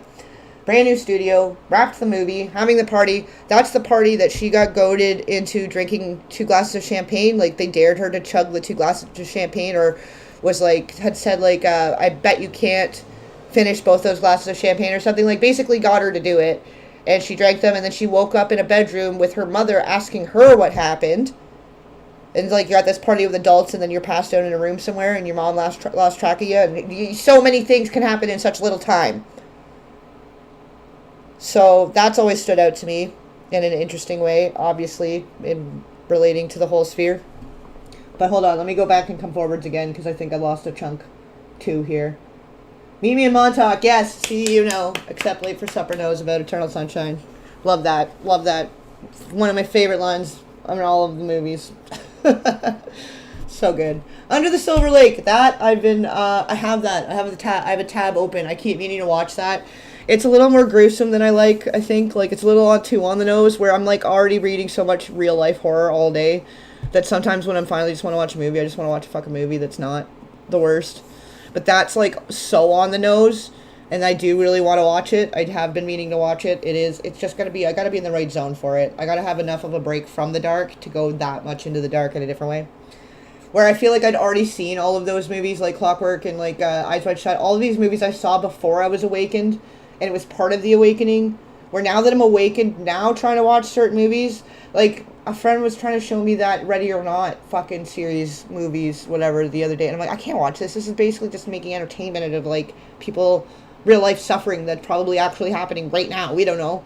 And they were like, because it's like I don't know, it's sort of showing what's going on, so they thought might be into it. And I was like, yeah, okay, I could see why you'd think I'd be into it, but it's a little bit too on the nose, you know? It's too horror because it's too real, whereas other different horrors, it's like, I don't know. It's not as in your face, at least, like, in the gore of it all. Like, I don't know, I watched a lot of horror movies as a kid, and I often think how much that maybe affected me, you know? So, like, I'm not weird that way or anything, you know, like, I'm not totally fucking weird. I'm a little weird, but not that weird, you know, I got dark humor and stuff, and I'm not that weird. But now, it kind of makes me feel uneasy seeing a lot of gore in movies, where I feel like I was so, like, desensitized to it. Like, I was watching, like, Hellraiser as, like, a 7-year-old. You know? That was probably not okay. And, like, the Nightmare on Elm Street, that was, like, my favorite movies when I was a little kid. Like, single digits. My favorite movies are, like, horrifying. So, I don't know. I always kind of think that maybe I had enough of that, you know? And it does, like, now it kind of makes me feel uncomfortable sometimes, certain scenes. And, like, very, like, erotic scenes with gore too. It seems like, I don't know, like, some of them, it just seems it's like, this is too much. Like, we have too much of this has been fed into us our whole lives. We don't need so much of this anymore, you know? Like, I've just had enough. I've had enough of all of it. Sometimes I just want to watch, like, a nice chill movie, You know, if it's for research, I will go through and watch some stuff. But even for research, like, I've got to fight through it sometimes. Like, this movie, The Willies, I should mention again. We were just talking about it the other night on a Mind Map live stream with Obscure Nick. But I'll bring it back, because some of you guys, I think, are watching the Reiner stuff and the other coverage, but not necessarily watching the live stream. So now that we're all here, we'll get us all on the same page. Where'd it go? This movie, The Willies, literally gives me the fucking willies. Brian Peck. This Brian Peck movie that I never knew he had made, that came across, was brought to my attention. Obscure Nick mentioned it to me, and there's a story for that one too, and there's a whole thing to do with that. But, like, that movie, and then, like, because when you know kind of the lore behind it and stuff too, it makes it that much more of a gory film, you know what I mean? Like, because there is true horror behind it, and then it being 1 degree away from this fucking guy, you know, who is also connected to the other fucking guy that did the Nambla movie. This freaking guy. Like, there's so much more to that too, but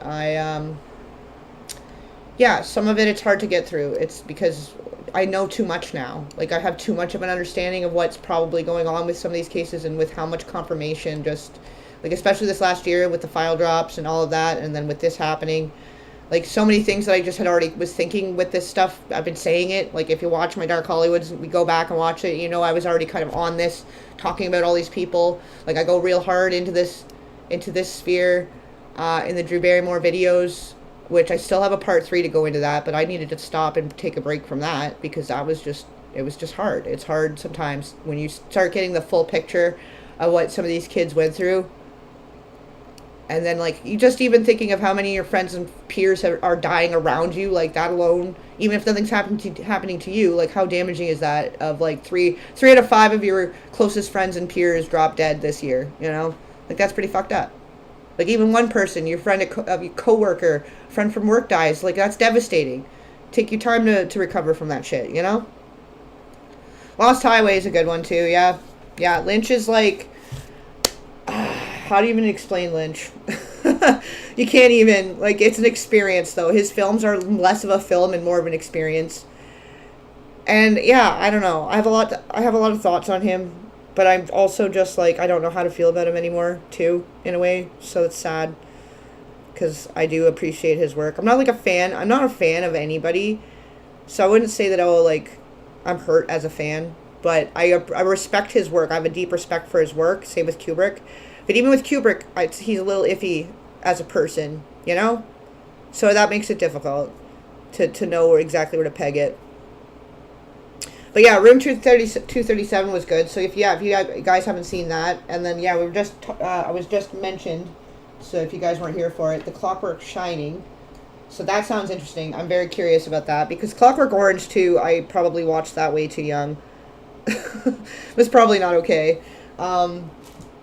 But I think that's another one that, yeah, when I rewatch that again, later on over the years, I've gotten different things out of it.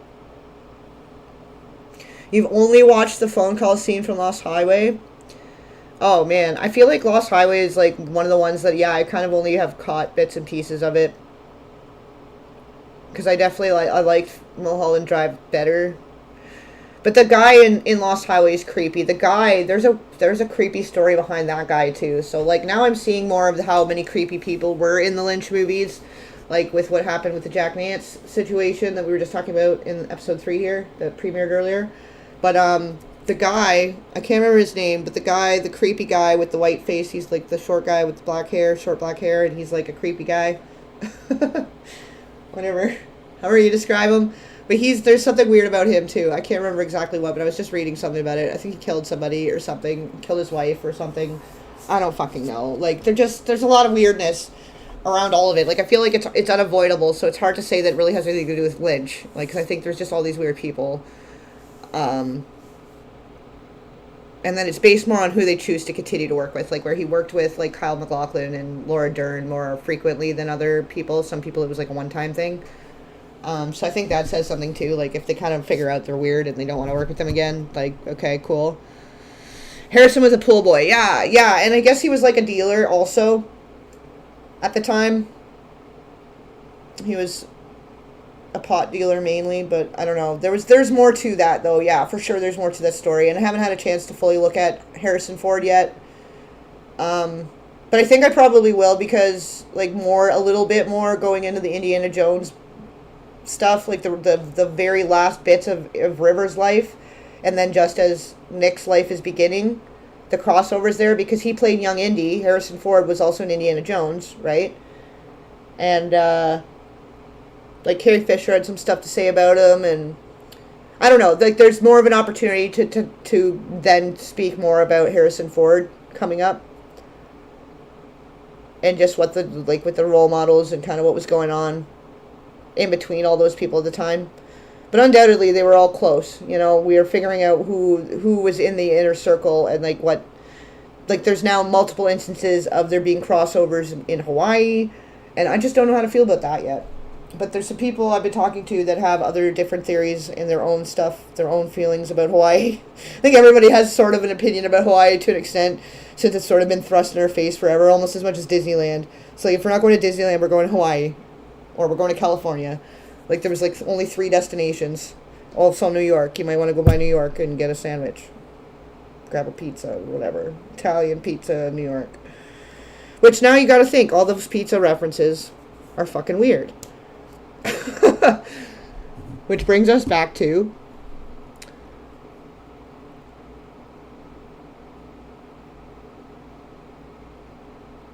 yeah, like I'm starting to think, and also, okay, yeah, Dream to Life, about the Walk of Fame, the red carpets. Walk of Fame, I think, is more of like a paid nominated, like it's a little bit more open that way. But the Cecil B. DeMille award, I'm starting to notice is coming up in weird places. So I started looking specifically at who has won that award, and it's Freemason as fuck. It's mostly the Freemasons. Like he was one of the early big old Hollywood Freemason guys. Because basically all of Hollywood was built by them in such a way, or adjacently to them, in favor of them in such a way, allegedly. I don't know.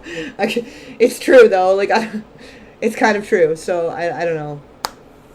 And then like when you start connecting some of the properties and how they were exchanged and all the other people connected, like I don't know if you guys also have been watching like the Hanks Files and the Lucasberg Files and the Iceberg Files. Those are all side mission videos that are sort of extensions of the Reiner sphere. So they all come together, but I don't know if it's the second or the first. I don't even know what video it was right now, but through some I've been doing the Hanks video, and then in other videos I've mentioned the Hanks and the Toy Story being premiered at the Hollywood Masonic Temple the first time, like right next door, and so they did a fun house at the Masonic Temple, and then they had so much fun doing that, Buena Vista Pictures decided to buy the Hollywood Masonic Temple, and then they made it an extension of El Capitan Theater, and so every time they had a premiere there for Toy Story, they do this little fun house thing for the kids next door at the Masonic Temple, which I don't know, that just seems fucking weird to me. All in all, weird to me. And then you've got, like, so who's in that fucking movie? Tom Hanks and Tim Allen, right? And then so there was weird stuff with the Home Improvement, and, Zachary Ty Bryant is having problems now and in and out of jail and having issues with alcoholism. Jonathan Taylor Thomas just disappeared. And one of his last movies before disappearing and in between Home Improvement was that Tom and Huck movie, which is one of those recurring themes that's, like, they're into it. The pervy fan club's into it. But a kid died from that, and then Jonathan Taylor Thomas quit, and also Brad Renfro. So two kids in one movie. So no wonder Jonathan Taylor Thomas disappeared. But then what else was going on? What does Tim Allen know that started having him? He was like, he announced on Twitter a few months ago, like right after the Nick Ryder thing too. I'm pretty sure it was either right before or right after, but they. He was saying he had just finished reading the whole Bible, a 13-month endeavor of reading the Bible, and now he's going to start it over again or something like that. Tim Allen. And so, yeah, he was with the Toy Story stuff, and then he was all in this little sphere, and I don't know. I don't know if it means anything, honestly. Like, this is all just, like, you guys decide. You decide what you want to think. I'm not going to tell you what to think. I don't want you to just take my word for it at all. Like, I would prefer people do their own research and draw their own conclusion, Yeah, Harrison's the same guy in every movie, yeah.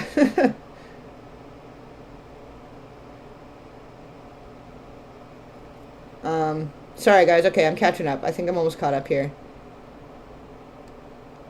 Does seem to be a trend in the themes in the media they export for remaking. Yep.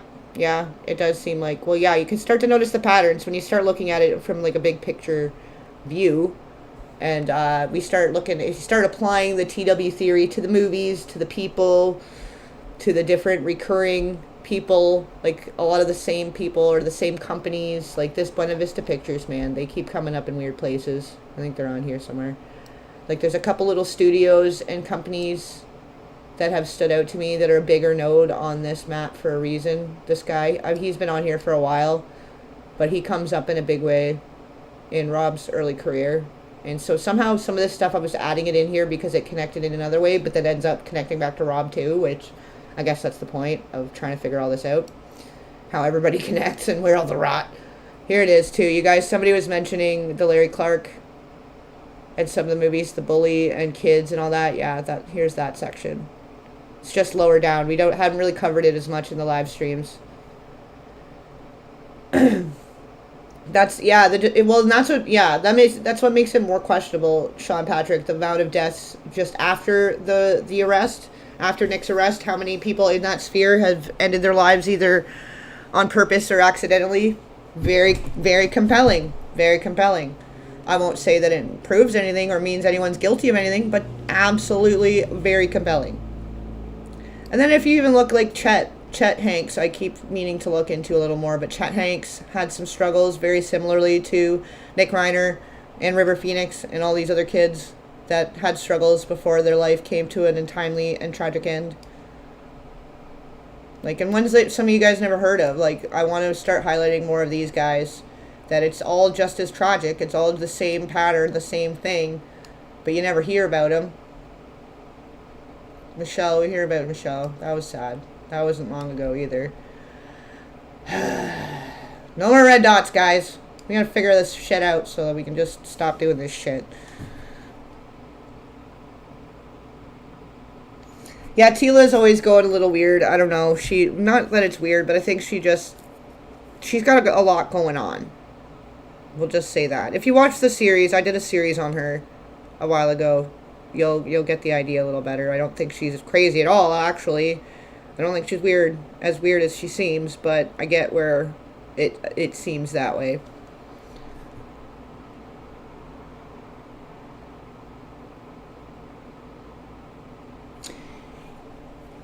Yeah, well, they're always trying to distract from, like, the main big elephant in the room. They're like, no, don't look at that over there. Come look at this over here, right?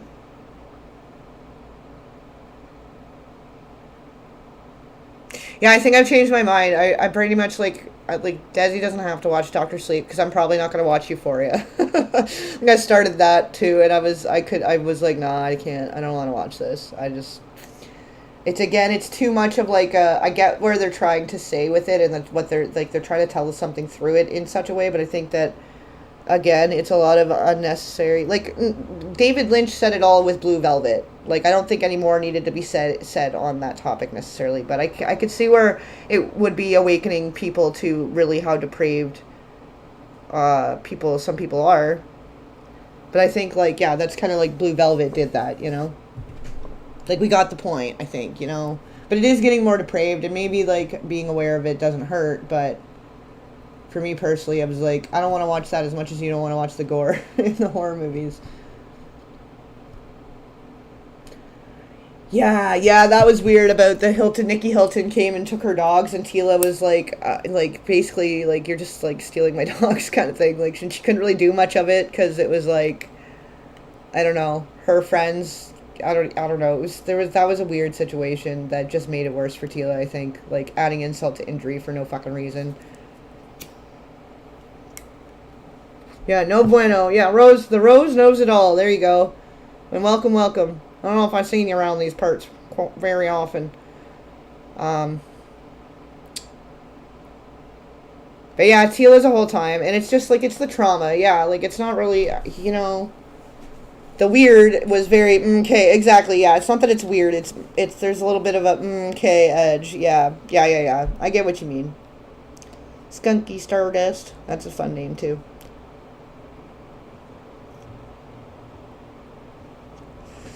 Yeah, well, the people pleasing carries over to T34. Like, people want their kids to just be like, yeah, go hug your grandpa, go kiss your aunt, or whatever. Like, it's not okay to not hug them and not kiss them or whatever, but, like, if anything, that's perpetuating rape culture by forcing them. Like, they don't want a hug. Don't touch them. Leave them alone. They don't have to hug you just because you're blood. Like, if anything, that's, like, you should be protecting yourself from people closest to you first.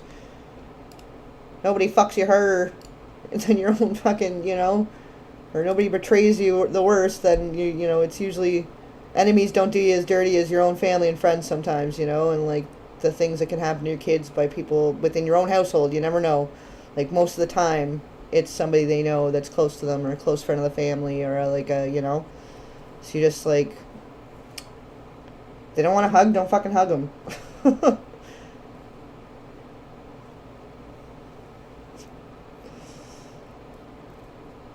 Yeah, like, that would be my concern, dream to life, that it would be like a, yeah, like a brain, they're subliminally trying to, like, make you more depraved or something by watching it. Like, I don't know. I just don't know how to feel about it. But right in the beginning, it's like a sex scene or whatever. And I'm like, nah. I'm still just trying to be a monk over here. I don't need to. I don't need it right now. Like, I can read the synopsis and get the point, Let's read about it. But I get where, like, it's, like, what it's supposed to be revealing and what it's supposed to be exposing and why some people are like, I like you. Well, thank you. Force Ghost Burt Reynolds. That's a good name. Force Ghost Burt Reynolds. Should I even ask what that means? I don't know if I want to know what that means, but it's fine. I like it anyway.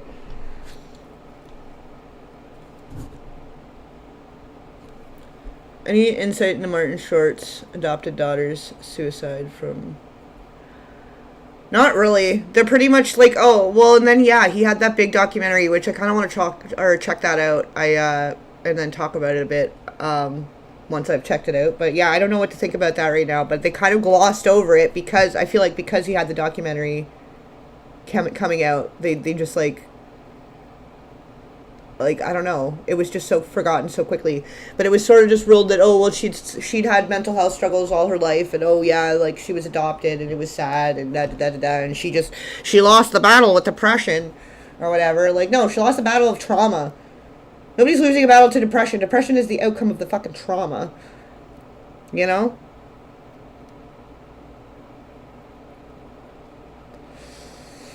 all of them. All of Martin Short's kids were, which adds a whole nother layer, because, like, the whole Hollywood adoption scene's a little bit iffy, because, like, that's what's coming up in the next one, too, the next episode, I'll be talking about it. The Carol O'Connor's son was adopted, and then he took his life at, like, 25, right before Nick was born, so we'll be starting off the next episode with a bang. Pun sort of intended, but not intended. I don't think that's how that happened, actually, at all, but it's just sad. It just gets more sad how much devastation there was already happening in the sphere and within the family before he even came into the world, And honestly, actually, I don't know what to think about it, and I don't know if it means anything either, but I can't find one picture at all of Michelle pregnant. And from there being 3 of them, and I can't imagine she would have just been living under a rock for 3 9-month periods. I don't know. That seems a little bit iffy. Like, whether it means there was a surrogate or if it was like an IFE or, like, I don't even know what that means. But now that I'm starting to look into now their early childhood, like, I'm pretty much caught up mostly on the history of the spheres. The Carl and the Rob leading up to this generation. I don't know.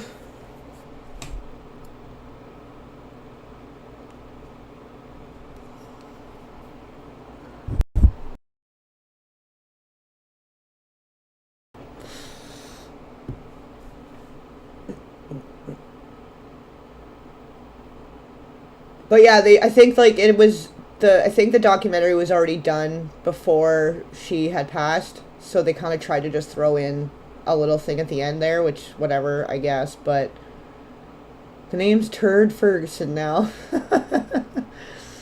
Okay. Turd Ferguson. It's got a little ring to it. Call me Turd. Turd Ferguson. Yeah, I can hear it. I can see it. I can see it now. You fucking guys. But yeah, no, she was adopted, and they really skimmed past that one. But she happened to be very close to Nick. Like, she was a little older, but out of their two families and how their siblings all intermeshed, they seemed to be a little bit closer, and probably because they were both the black sheep, which I think also, like, Victoria Jones, black sheep.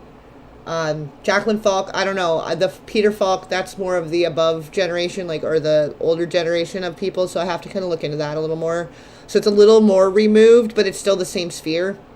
Peter Falk had worked with Carl Reiner in some of them. There were some crossovers there.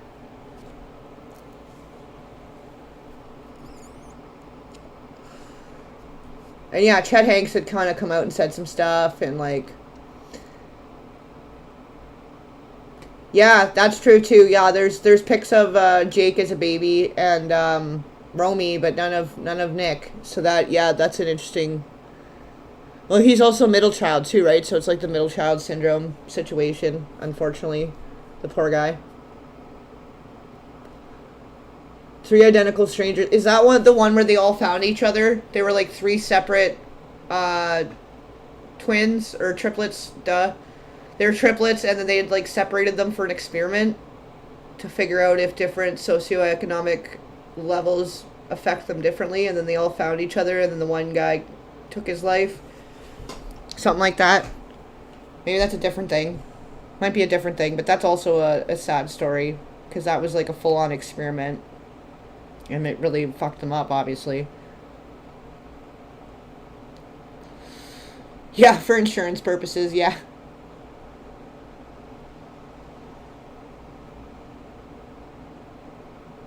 Sorry if this sounds insensitive, but Michelle Reiner always looked... Yeah, I can kind of see what you mean. A little bit. I think that she probably ran the show more than she lets on. She seemed a little quiet and like... I don't know, but I think she probably had more of a say in the house than Rob did at the end of the day. Like, on the outside of the house, externally, he seemed to be the dominant one in ways, but... Like, I mean, if Nick did do it, there's a reason he did both of them. Because it kind of seems like, obviously, they had a troubled relationship between him and Rob.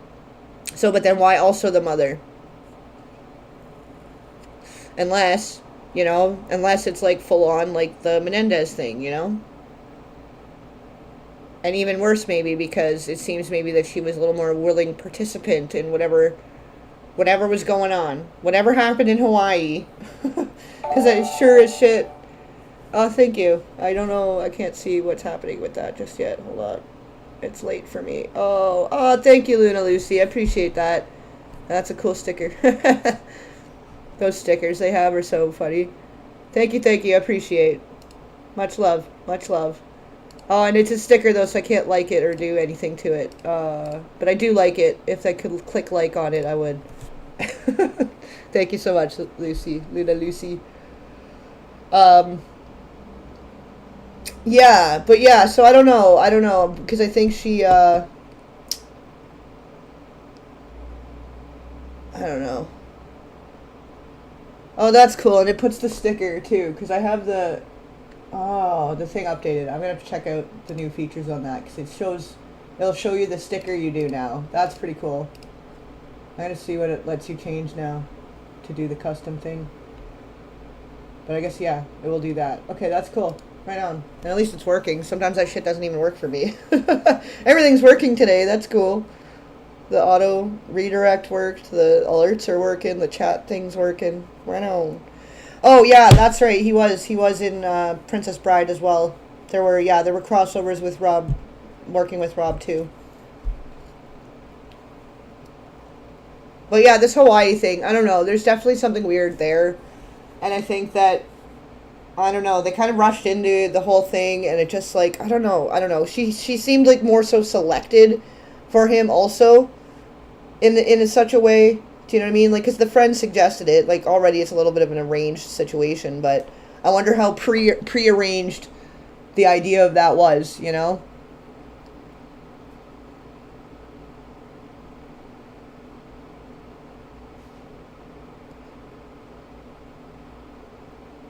Gotta watch the. Oh, I did watch that. I did end up watching that. Dream to Life. I did watch that, and it was a little funny. I did kind of enjoy it, like, as a movie. It was a little funny.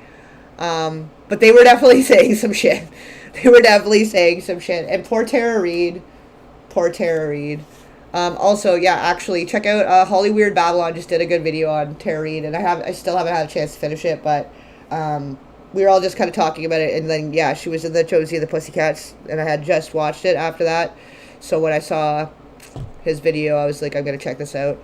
But he's got a lot of good stuff. He's like a quality over quantity kind of guy. He kind of takes the hiatus, comes back, disappears for a bit, comes back, but he's got some good stuff on there, and I'm like halfway through the Cosby Coca-Cola one, where it's starting to, like, Coca-Cola, man, that's sad for me, too, because, like, I grew up on Coca-Cola, and I still enjoy a Coca-Cola from time to time, but it's so bad for you, firstly, and they're also such a bad company.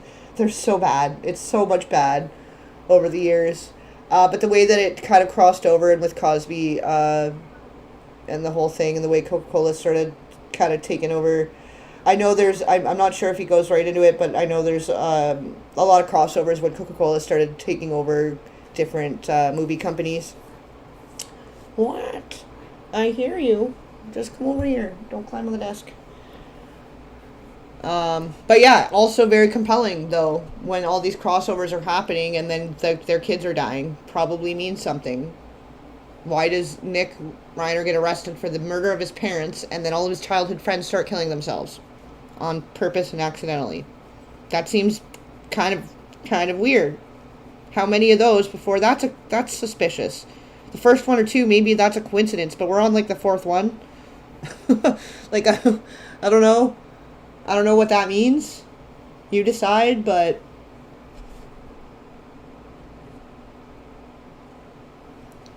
that's the one. That's the doc, Samantha. Yeah, I thought so. Yeah. Yeah, I seen about that. I didn't see the doc. I didn't see the documentary, but I've read about that, so I will check out that documentary also. I feel like that's right up there with like the Kinsey stuff, like some of that history where they were really like starting to screw around with kids in different ways that weren't great, just between like, yeah, just separating them, doing stupid things like that. But as far as sexuality and stuff goes, like, there was some weird shit happening to kids back in the day, man. The Three Identical Strangers, and that was fucking dark. What happened to those triplets? Yeah, no, like, some of the experiments they were doing on kids, that even on the surface, like, that didn't get hidden with the MK stuff, like those that didn't get buried, that they didn't try to pretend didn't happen, even the ones that they were okay with us knowing that happened were fucked up. Like the little Albert, that poor freaking kid, that shit was fucked up. And then like the Duggars, basically the Duggars religion is kind of like based around that, of how to condition a baby with the blanket training thing, was basically like the little Albert, like a warped version of the little Albert experiments. Oh, yeah, right on. Yeah, we got over 100 viewers. That's awesome, guys. Thank you for joining over from the premiere, too. That's really awesome. I'm glad we were able to have this little after chat here. But yeah, hit that like, and do the hyping and all the other stuff, too, guys, because I've been noticing that this past couple weeks, I've started getting pretty heavily throttled again. But I guess that's just part of it. I've kind of signed up for this. Yeah, I don't know. Let's look into the Bions thing, actually. Yeah, like, while we're here, that's what we're here for. So we're going to just do that. 1 second. Let me bring up another window. Bions, Reiner, Annie Reiner. Because now I'm kind of curious. I think I'm going to have to look into that a little more for one of the more upcoming episodes, too, anyways. So, a student of... Okay, so he's from the 70s. At least it's, like, more recent. Oh, here. You guys probably want to see what I'm looking at. Hold on. Probably want to follow along here. Here we go. Okay, so psychoanalyst, senior faculty member, training she trained under the Psychoanalytic Center of California, was a student of W.R. Bion in the 70s, prominent scholar on Bion's work, arguing for the continuity between his early theories on thinking and his later, more controversial concepts like, oh, I wonder what that means. Theories of mind. I'm maybe going to read into some of this stuff and just see. Okay, hold on, actually. I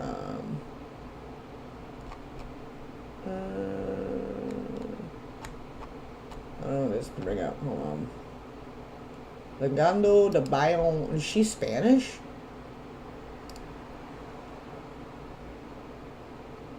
Is this going to be in Spanish? Apparently this is Annie Reiner, but I guess it's in Spanish. Hold on, we're going to find out. Oh, that's not the one. Oh, and you guys want to be able to hear it probably too. My name is Dr. Annie Reiner. I was asked to talk about how Ian's work has affected my work. And okay, hold on. The audio on that is terrible. It's kind of quiet. I'm going to just grab it and I'll put it into the player thing. Okay, hold on, guys. Let me set us up here.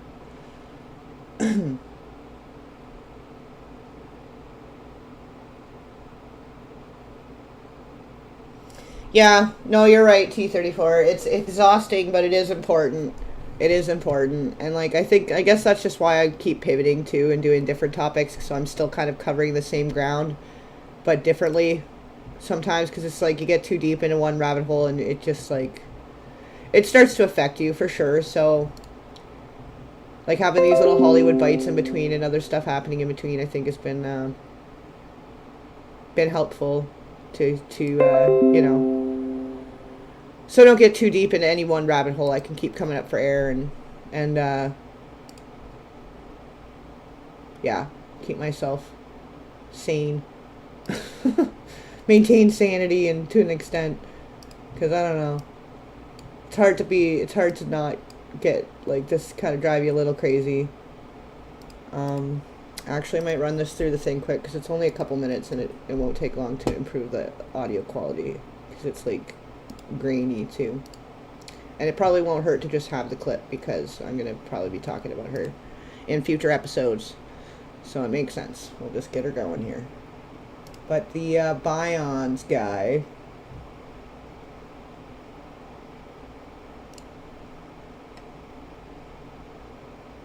Misconceptions of the transcendent mind. I wonder if this is just like the opposing theories, like the spectrum of the inner limits of the mind, let's say. Present and focus several papers from the book. What he means by oath. Often based on mysticism is traditionally religious and so antithetical to science. Okay, so this is supposed to be like a spiritual version of psychology. Mystics appear in any religion, science, time, or place. The mystic, for Bion, is a genius or exceptional person in any field who is capable of creative vision and new ideas. Okay. Similarities and differences from Freud's view of the unconscious as a receptacle for repressed and unwanted feelings and thoughts. Interesting. Okay.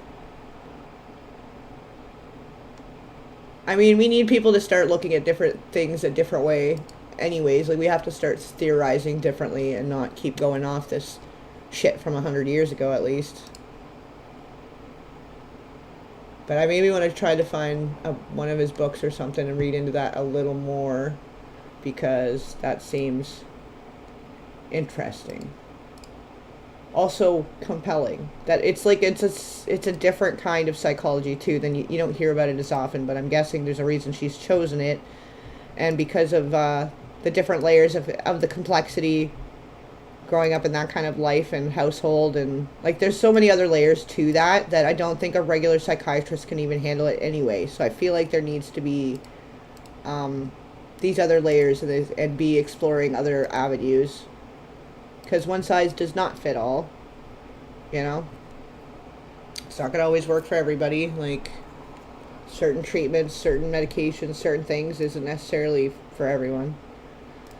Okay, give us 1 second. I'm just going to try to improve the audio, too, while we're at it. So I may as well. I'm gonna need to save the thing and do the thing anyway. I mean, about them eloping in Hawaii? What do you mean? What do you mean about it? But, well, I don't know. Like, I feel like there's more to it than that. Like, because I don't think it's just a, oh, we're in Hawaii and we decided to get married. Like, I think there's more going on there. Not at all, no worries. Got other people seen it, no better too. Yeah, I gotta catch up with you guys again. You think because Rob's family didn't like her? I'm pretty sure they liked her. She was like everything that they wanted him to be with. She was everything that Penny Marshall was not. Have a Coke and a smile. Yeah. Yeah.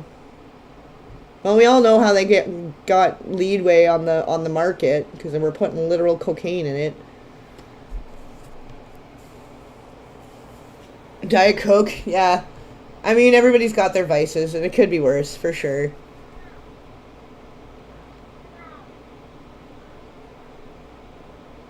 Yeah, was it?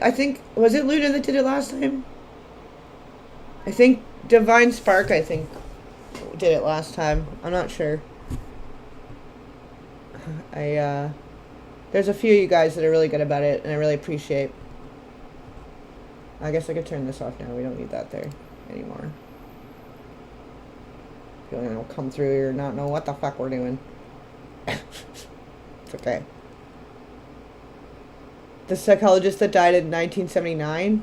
Okay, hold on. I gotta catch up with you guys again. I'm missing some stuff in between here again. Patrick Sullivan from the Arapahoe County, Colorado Sheriff Office. When you said Castle Rock, you thought of him.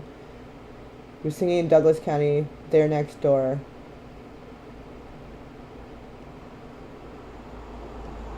Okay. What, like, in what context? You're gonna have to give me a little more to go on than that. I'll do a little search though, and I'll put a pin in it. 1 sec.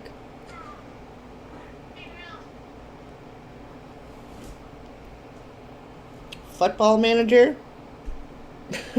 That's probably not the right guy. Oh, this is probably the guy. Well, there's the Pat Sullivan, there's a few different ones. I'm gonna have to track that one down. I'll just put a pin in the name here. I'll have to track that one down. But pretty sure that's one of the guys from, sounds like one of the guys, the name of one of the guys from the Dark Side of the Ring videos. The video I did, the Beyond the Dark Side, the Ring Boy scandal. Yeah, Michelle might be the handler, in a sense, because, yeah, she was sort of selected, and it just sort of was, like, came out of the blue. I don't know. Okay, is this done? Sorry. Almost forgot we were doing a clip here. Okay, so this was the Bion 2018 in Brazil, so he has, like, his own little, conferences, and then other psychologists and different people come to talk about it. Bion. Yeah, and I've never heard of Bion, so that's kind of interesting, because I've read a lot about different psychology stuff, different books and textbooks and stuff, and I've never heard of him before. So I'm very curious. But it is maybe more Spanish, because this is like the subtitle thing, or the title and whatever of this is Spanish, and it's in Brazil. So maybe it hasn't made its way over yet. I don't really know. Okay, where are we putting this? Hold on. I hear you, kitty cat. Where did you go? For frick's sakes. Okay, hold on. Where did you save it?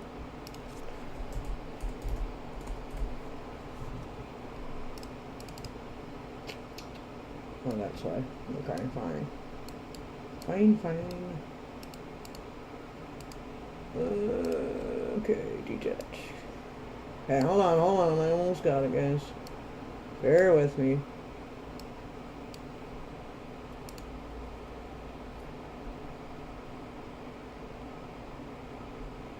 I gotta clean up some of these little finger dingers on this obs too. Got stuff I'm not even using, like old topic and stuff. Oh, thank you. Thank you, thank you. I heard it, but I can't see it yet. Hold on. Oh, thank you, Dana Lind. Thank you, thank you. I appreciate. Number one. Number one samurai. Right on, right on. Thank you so much. Oh, shit. You guys. You really don't eat like, wow, thank you guys. That's fucking nice. I don't know if that's just finally catching up or if another one just came through, but I don't see it yet. But thank you, thank you. Everybody, thank you. Both you guys. Luna, Denalind. Much appreciate. Okay, now where does this thing go here? Wee woo, wee woo. Why is it not showing? Okay, hold on, hold on. Nope, that's not it. There we go.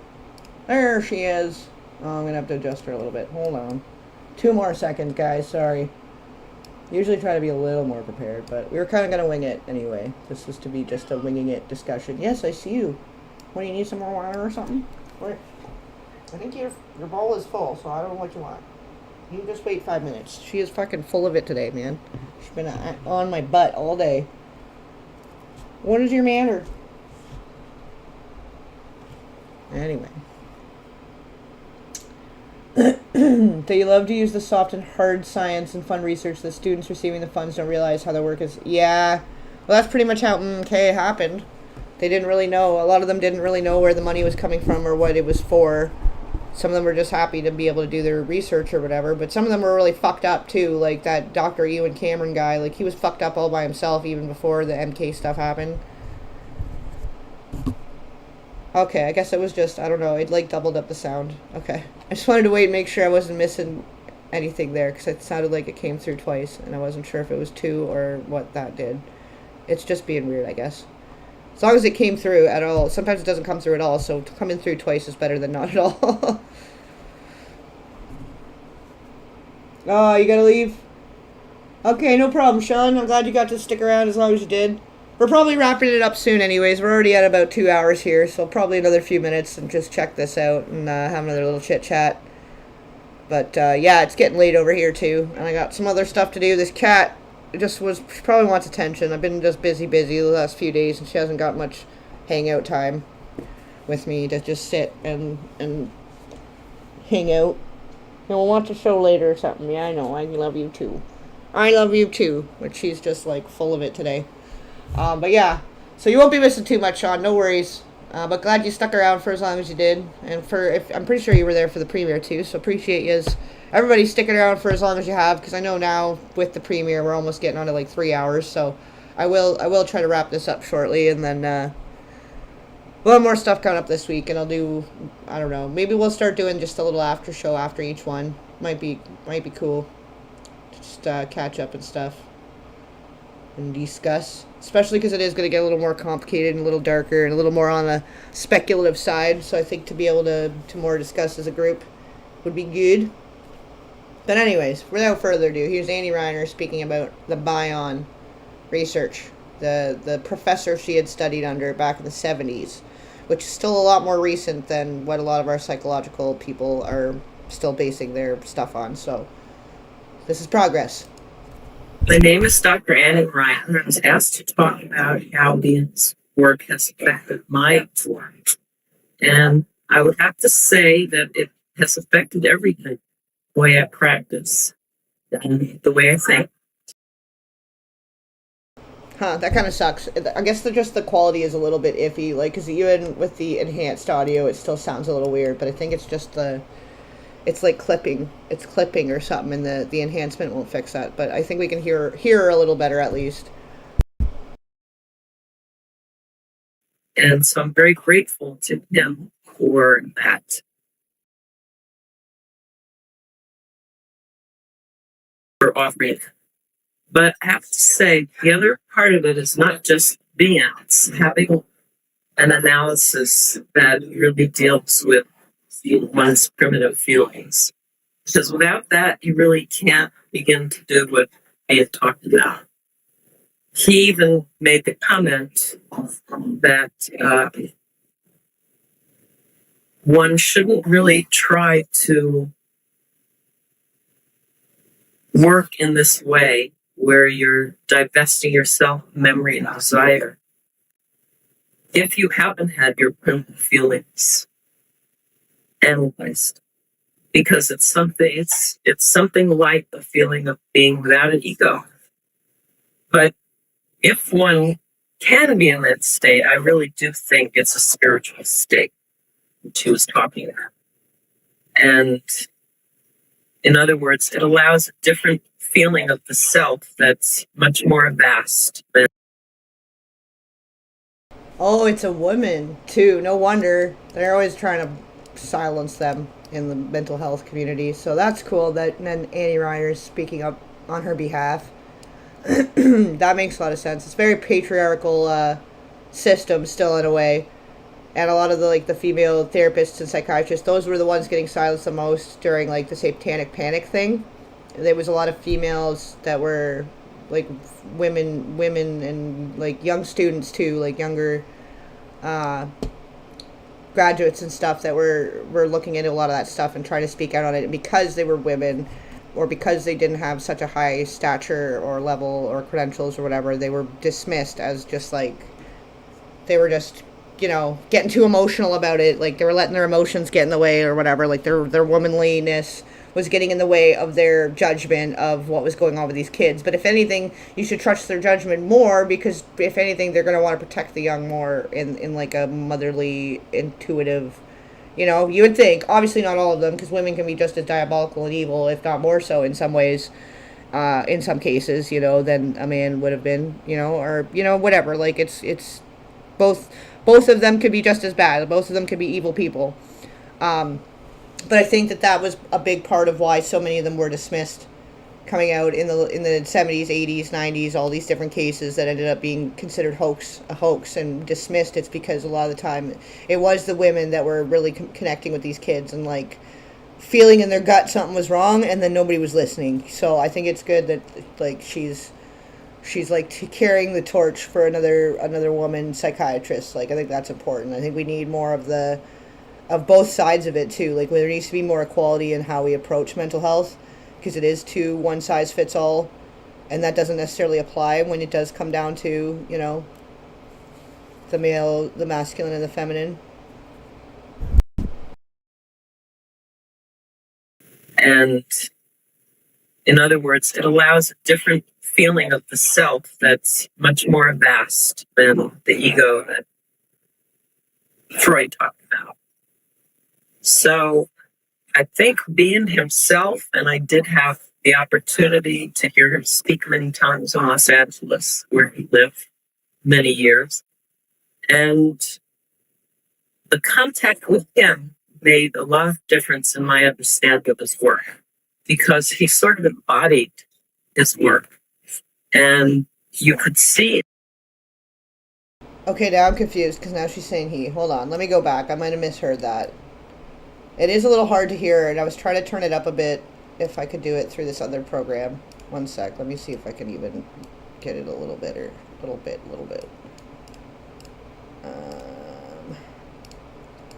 Hold on. And then the subtitles are a little misleading because they're Spanish. Can't follow. That one shouldn't really try to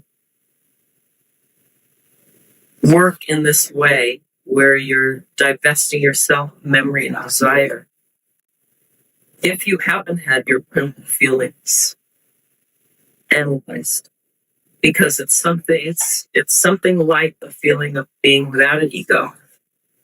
But if one can be in that state, I really do think it's a spiritual state, which he was talking about. And in other words, it allows a different feeling of the self that's much more vast than the ego that Freud talked about. So. Okay, yeah. So she is talking about Bion is a woman, and then she's referring to Freud because he's the he. Yeah. All right. Yeah, Freud was like, well, and they were all cokeheads. Like, Freud especially. Like, well, actually, I think it's Carl Jung even more so. Which one of them One of them wrote literal love letters to cocaine. Like, had written, like, what basically were a love letter as far as, like, his promotion of it, like, as a unsolicited advertisement of how great cocaine was. But then him and his friend went, like, cocaine psychosis, and it was a whole thing, and they quit forever. I don't even know. It was a whole thing. Think being himself, and I did have the opportunity to hear him speak many times in Los Angeles. Okay, well, then I'm even more confused. Byons was a man. Now I'm even more confused. I'm going to have to find a better quality version of this to hear her better, because I'm not hearing her very, very well. Maybe I got to get my headphones out, because where how I'm hearing her and how you guys are hearing her are probably totally different also.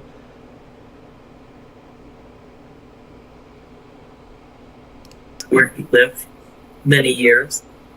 And the contact with him made a lot of difference in my understanding of his work, because he sort of embodied his work.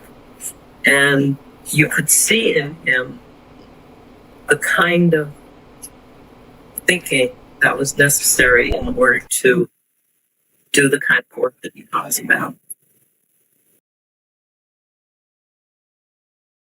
Definitely will be interesting to look into more. Like, I definitely am going to put a pin in it, because obviously it is relative to the situation. But I did notice somebody was saying they wanted to know what Jake had to say.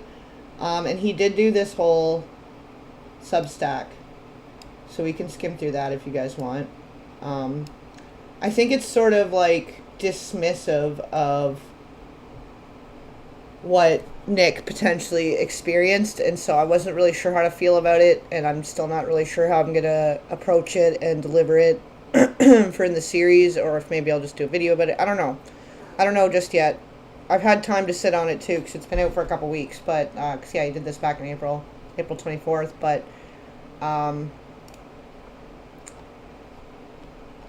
yeah, fuck it, let's just read through it, and then we'll chit chat for another couple minutes, and then I guess we'll call it a night. So that's pretty good little after show. I think we covered pretty much everything that needed to be anyways, because we'll do it again after the next one, and I'm sure there'll be more stuff in between.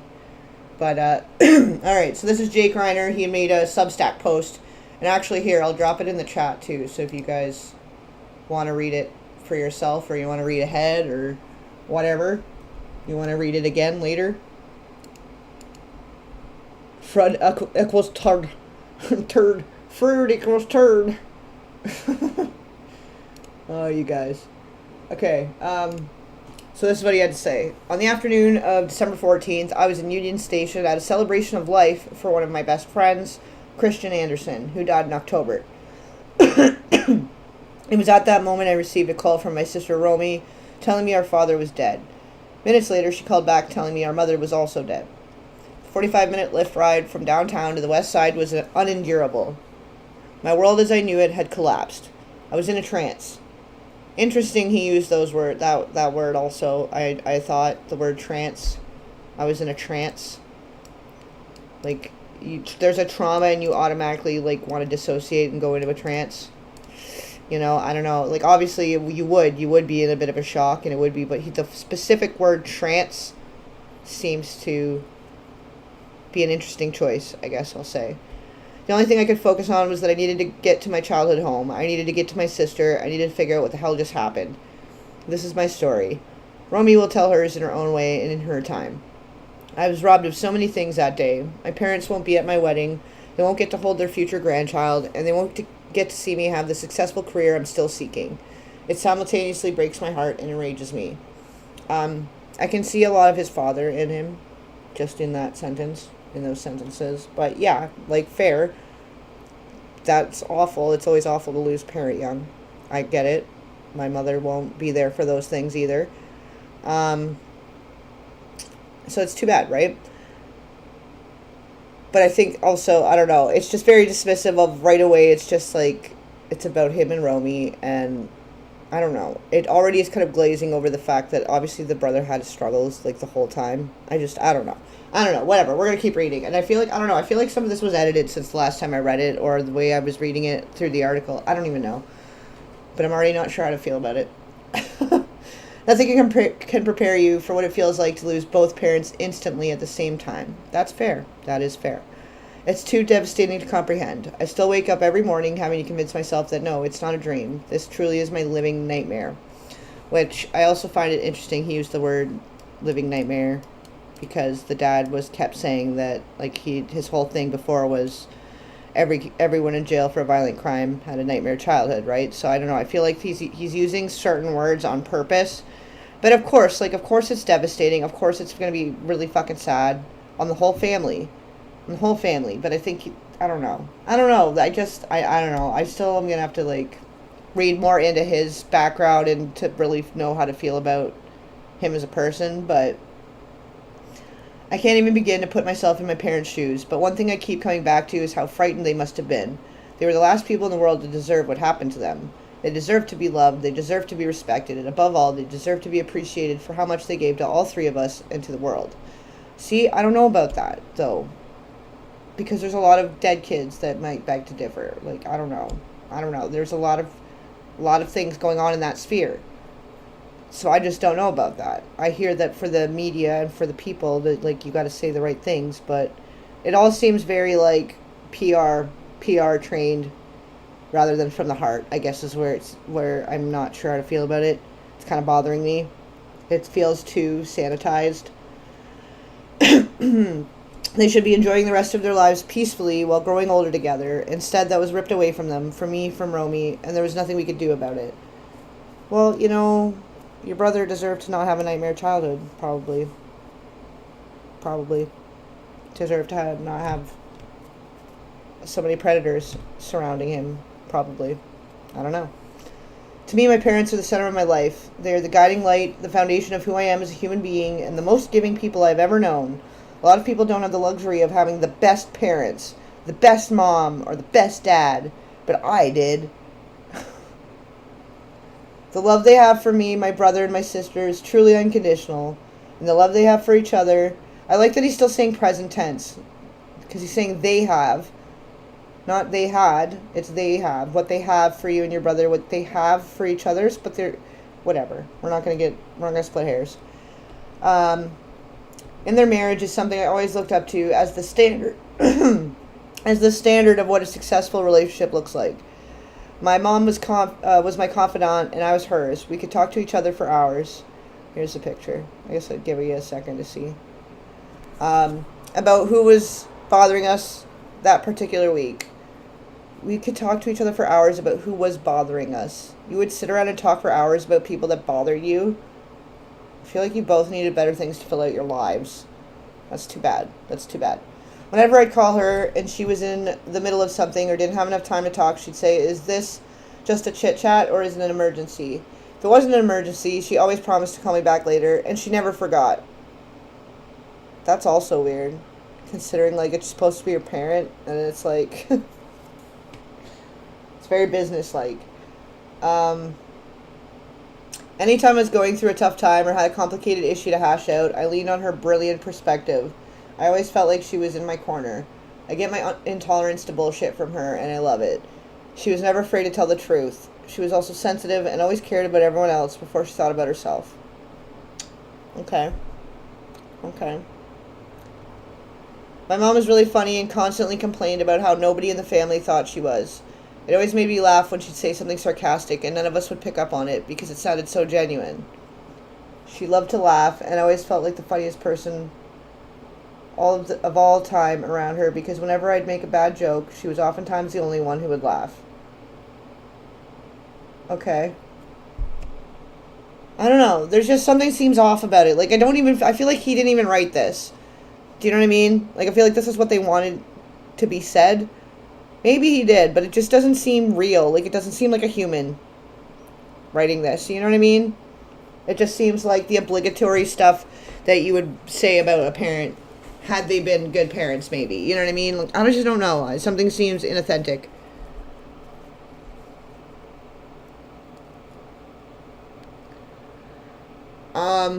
To fully understand what we lost, my mother was the engine, the backbone, and the heart of our entire family. And not just our immediate family. She was the reason behind why we spent time with our extended family, too. She was the one who planned every Thanksgiving, Complained how it was too much work every year, vowed never to host again, then promptly hosted it the following year. She was the one who planned every trip we took as a family, and she always planned it perfectly. She had a passion for life most people wish they could attain. Well, because at your age, you should have been doing Thanksgiving. Shouldn't one of the other kids, like Romy or somebody, I don't know, like, why can't they do the dinner? They got houses. They're adults. Seems a little, I don't know, whatever, I guess. She always did the fucking Thanksgiving, okay. Here, let me catch up with you guys for a second so we don't get too far behind here before we get ahead. A big fan of Carl Jung. You just think he's ignored these days by psychology because he came pretty close to getting it right. Definitely respect some of the things he was saying, but I think, like, we need to keep building on the forefathers of the stuff, you know. We need to not keep listening to it all as, like, gospel, and we need to be building on it. Like, there needs to be more progression in it.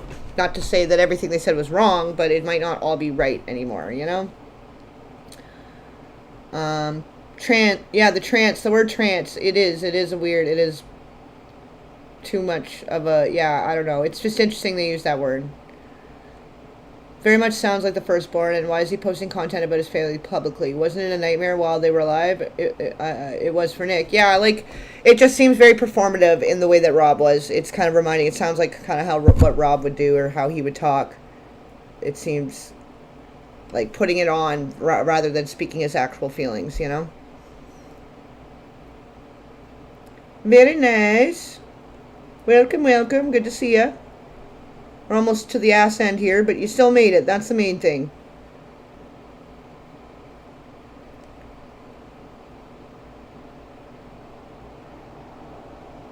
Oh, the UFOs, yeah.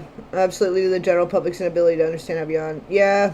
Yeah, I think there's, like, they're pulling out all the stops to try and distract people. Oh, Crow Elf, what's up? It's good to see ya. Sick how it always comes. Yeah. Well, that's the whole thing. Like, it just seems like everything connects back in such a way. Like, no matter which rabbit hole you go down, it opens up to the same big cavern of chaos and rot. Yeah, I like the idea of dream interpretation. I read into that, and I was kind of into that, like, in high school. Like, understanding a little better. Because I had a lot of weird recurring dreams and stuff, and I thought there probably was something about it. And sure as shit, some of them were, like, flashbacks and stuff, you know, so definitely to understand dreams and the separation of some of the dreams trying to tell you something and ones that are just, like, a nonsense dream. Because for the most part now, though, I feel like if I'm dreaming, it means something. Because I don't really dream very often, but when I do, it's there's something about it, you know, that stands out. I missed some of the previous videos on this. Has there been any more uncovered about Nick's childhood? I think, like, I've covered a good amount of it, I think, so far in some of the side quest videos. Obviously, like, just in some of the live chats and in the mind map streams and stuff. But I'm going to be getting into, like, this next episode 4 of the Reiner series is going to be pretty much mainly Nick's childhood, because I've just ended off episode 3 with Jake being born. And then it's basically the one movie and then Nick's born. So I'm going to pretty much start it off with his birth and, like, kind of tying in whatever Rob's doing at the time and how that segues into the child campaign. But while he's doing the children's campaign, he's completely neglecting all 3 of his children in that first 3 years of their life. He's going on and on about how important the first 3 years of all these kids' lives are, but then he's off doing all this other shit instead of just being there for the first few years of his kids' lives. Yeah, pretty interesting.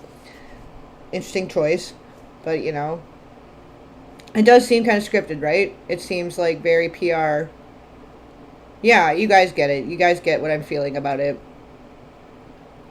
I don't worship Jung, but his process is the only thing in psychology world that's ever helped me, just my own experience. Yeah, no, of course. And I think there's good to be collected and gathered from all of it. I just think that having more New Age opinions and being able to extrapolate and expand on those teachings is more in our favor than staying there. You know what I mean? Like, I think we need to be progressing from that.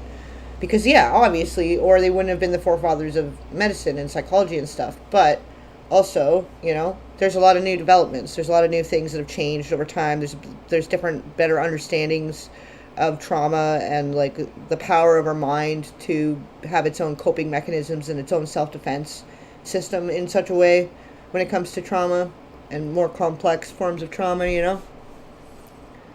The comedy roasts kept telling themselves from it. Yeah, yeah. Well, I think especially I was seeing some clips about the Kevin Hart roast that seemed to be revealing some stuff. Something like they were Cat Williams' segment, at least anyway. He was kind of coming out and saying some shit, but he's always been saying some shit. So like, it's all good. Okay. Moving on though, we're gonna try to finish this. I think get this show on the road here. One of our things was going to see musicals together. We particularly loved Les Miserables. Les Miserables. I'm not French, sorry guys. The Miserables. And we made sure to see it every time it came to Los Angeles. We used to laugh together in the car ride home because we somehow always forgot parts of the plot each time we'd see it. She'd be in the passenger seat saying, 19 years in prison over a loaf of bread? That's the whole premise? Despite that, one thing we never forgot were the incredible singing voices. That's weird. That seemed like it was trying to be a personal anecdote. But they're not real people. Like, this was either, like, yeah, a PR written thing, or it was ChatGPT, or something. Because this is, like, not real people. You go every year, but you didn't know the whole premise of the fucking movie. What are you talking about? I don't know. Anyway, my mom was the one who helped me move in and out of dorms and apartments at Syracuse University, and continued to help me move in and out of apartments when I began my broadcasting career. Her support for me never wavered. Like, it just seems like, yeah, okay, you're explaining the motions that most parents would go through. Like, yeah, okay, great. Of course she did. Who else did? Yeah, your parents are going to help you move into your fucking dorm room. Like, this seems very, very not personal. Her support for me never wavered, and I always felt how much she loved me. And he's very self-centered, too. He's talking, like, all about, how much they were, like, I don't know. It just, something just doesn't seem genuine or authentic. You know? Her support for me never wavered, and I always felt how much she loved me. I feel her presence everywhere, every single day. I miss her so much. He's got awfully curly hair for a family that none of them had curly hair. Maybe it comes from Michelle's side, but I don't think none of her sisters had curly hair either. So that I found quite compelling also, P.S. The way my dad presented himself in the public eye was exactly the beautiful person he was at home. Well, he seemed like he was a raging ape, though. Because from what I've been hearing, he seemed like he would just throw a fit and get his way. Like a toddler. That's how he started his career. That's how he got Spinal Tap. He threw a fit in Norman Lear's office. But okay, beautiful. Beautiful person. He was authentic, passionate, and his sense of humor was always been my sense of humor. My connection with him was first built on baseball. It was my grandfather's favorite sport, passed down to my dad and then to me. We loved the Dodgers more than anything. We went to so many damn games. I'll never go to a Dodger stadium again without feeling my dad's presence and hearing his voice tell me why Shohei Ohtani should never bat in the leadoff spot. What? Okay. I don't know. I don't understand baseball, so I don't know what he's talking about. When I was little, I would cry my eyes out when the Dodgers would lose a regular season game, and he'd say, buddy, you have to realize at some point that there are 162 games. It's going to be all right. He took me on baseball trips every summer, beginning when I was like 11 or 12, and eventually we made it to every ballpark around the majors. And that whole time, where was Nick? Being put out of facilities because he didn't like baseball and because he didn't know how to fit into your little buddy club that you already had, apparently, without him. Like, there's only 2 years difference. Like, maybe 3 years. So what? Like, and I get that Rob had a problem because he felt that he was sort of left out and that his dad liked the youngest son best. So I think he was, like, really trying to go out of his way to bond with his firstborn in a way that he felt his dad didn't with him. But then in doing that, he sort of neglected his secondborn and probably Romy too, because, like, yeah, she seems like something happened to her, something wrong going on with her. But I don't know. Like, I feel like they didn't want to do what Nick wanted to do. Like, they could probably also do the things Nick wanted to do. Like, just because Nick wasn't into baseball. Like, he didn't get to be part of your little club. Y'all loved baseball and he didn't. I don't know. I don't like baseball. Fuck. You love the Dodgers. I'm sorry. I'm sorry for any baseball fans I might be offending right now. I just think that it's like, okay, well, you've put all this effort and you did all of these things, apparently, where Nick felt like he was never able to bond with you and he felt like he was the odd one out. But you were going to doing baseball trips all the time. Like, what? I don't know. I don't know. My dad is my hero. I love how he would analyze my dreams. Ooh. Talk about dream interpretation. Creepy. My dad is my hero. I love how he would analyze my dreams or how I felt I could come to talk to him about anything. No subject was ever off limits. Whenever I was in a difficult relationship, yeah, well, obviously it's not. He's talking to his daughter about hard-ons and shit. Like, fuck, nothing was off limits in that family. Jeez. Whenever I was, sorry, I'm gonna just read this. Stop doing commentary here. Whenever I was in a difficult relationship, he would challenge me and say, you need to really think about what draws you to a person like this. And once you figure that out and break that pattern, you'll find the person who is truly right for you. Okay. So he gave you good relationship advice one time? That seemed important to mention in his little obituary thing here. I guess it's not the obituary, but it's kind of like a tribute to your parents. You're going to tell them, okay, that's fine. I'm proud to say I've found that person in Maria, and I couldn't be more grateful that she had the chance to know and love my parents. Just like my mom, my dad also supported me in whatever I wanted to do with my life. Well, and it's like he's saying about how supportive and wonderful they were to him, but that doesn't mean they were that way with Nick. And if anything, this is where all of the ways that they were lacking with Nick, and maybe why he had the problem. I don't know. Anyway, I was nervous when I made the switch from broadcasting to acting because I didn't know how he'd react. Obviously he was going to be thrilled, duh. I guess I should have known because all he ever wanted was for me to be happy and love what I do. I wish he wanted that for Nick too.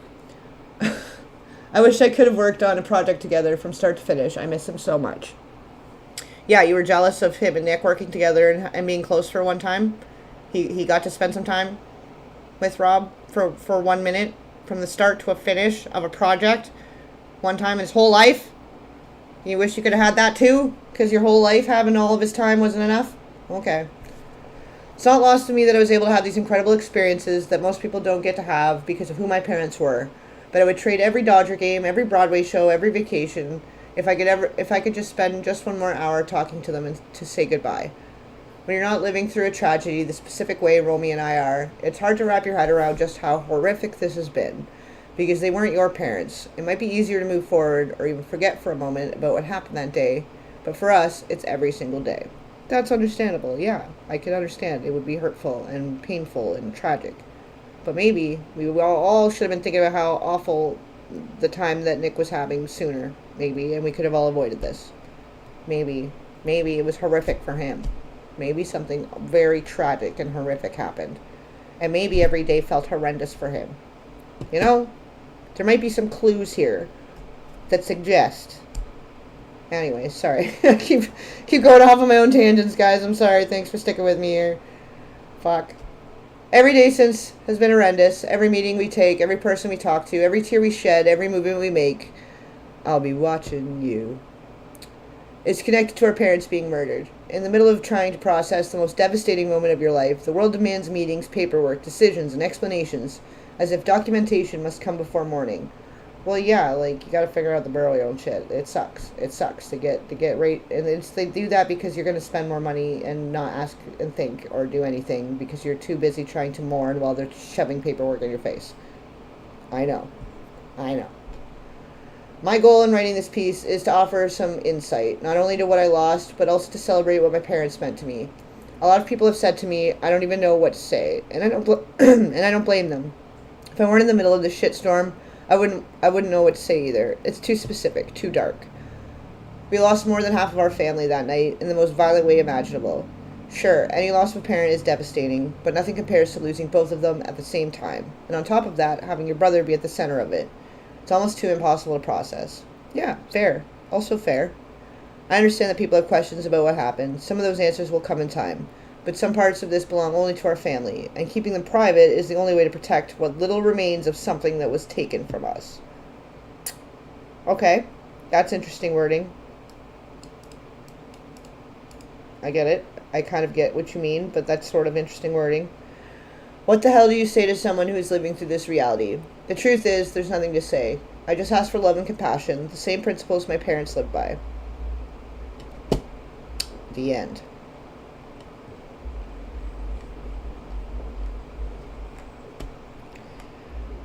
Yeah. Okay. I mean, yeah, like, some of it is definitely valid, and I hear that he's hurting, and that obviously it's really sad. Like, don't get me wrong, I do have a heart. I am very empathetic to the overall situation. And especially with Romy, I feel like with Romy, she's getting it even worse because I think she already was starting to have a lot of struggles, and now she's got no parents. You know, like, he's kind of off and doing his thing. He's the oldest, he's off doing his thing, but she was, I feel like, still very dependent on her parents financially and emotionally and all of the things, you know.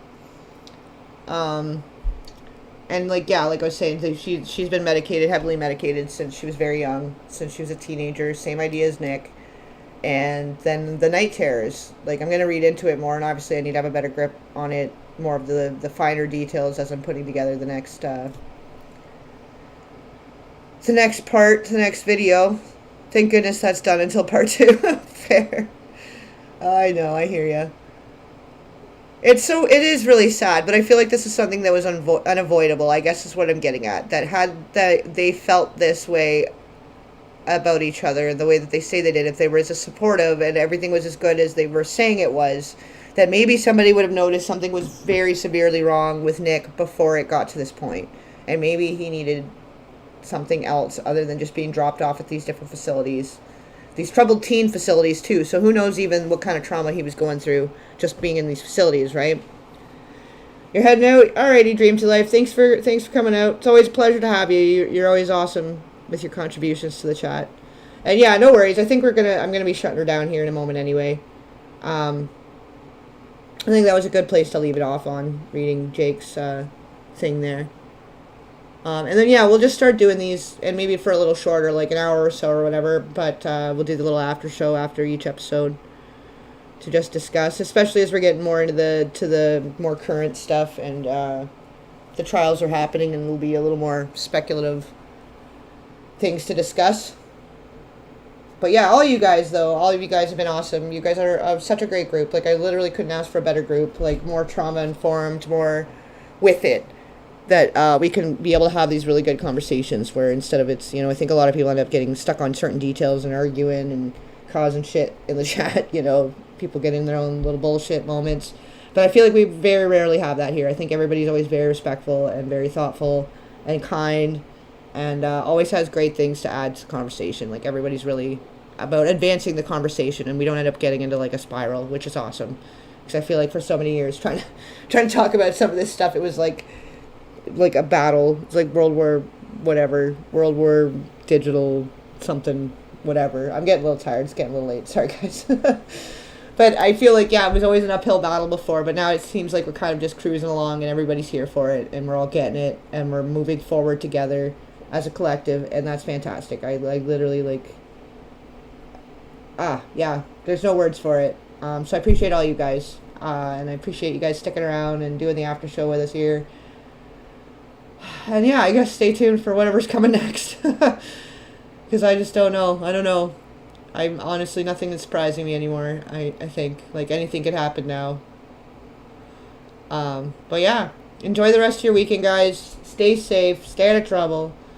Keep on keeping on, I guess. Try to keep positive and optimistic about the future. I know it's really hard with how much darkness there is and how much is being revealed in the world today.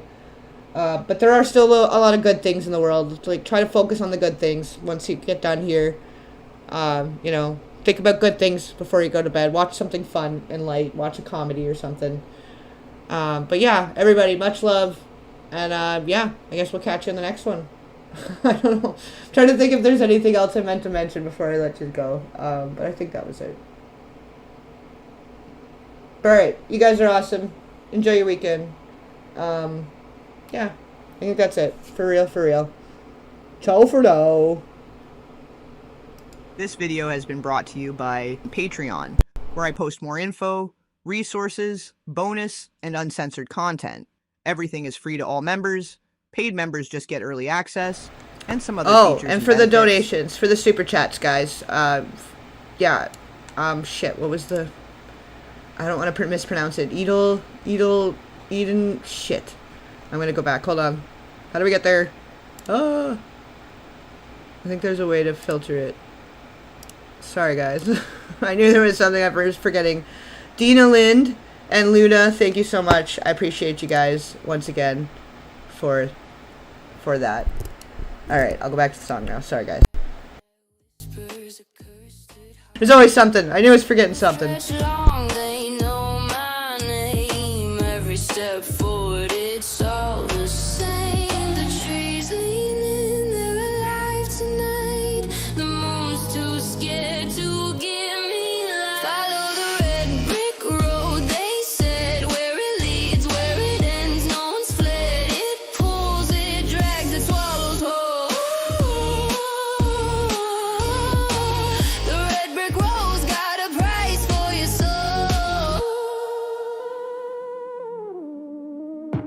Laughter echoes, but no one's near.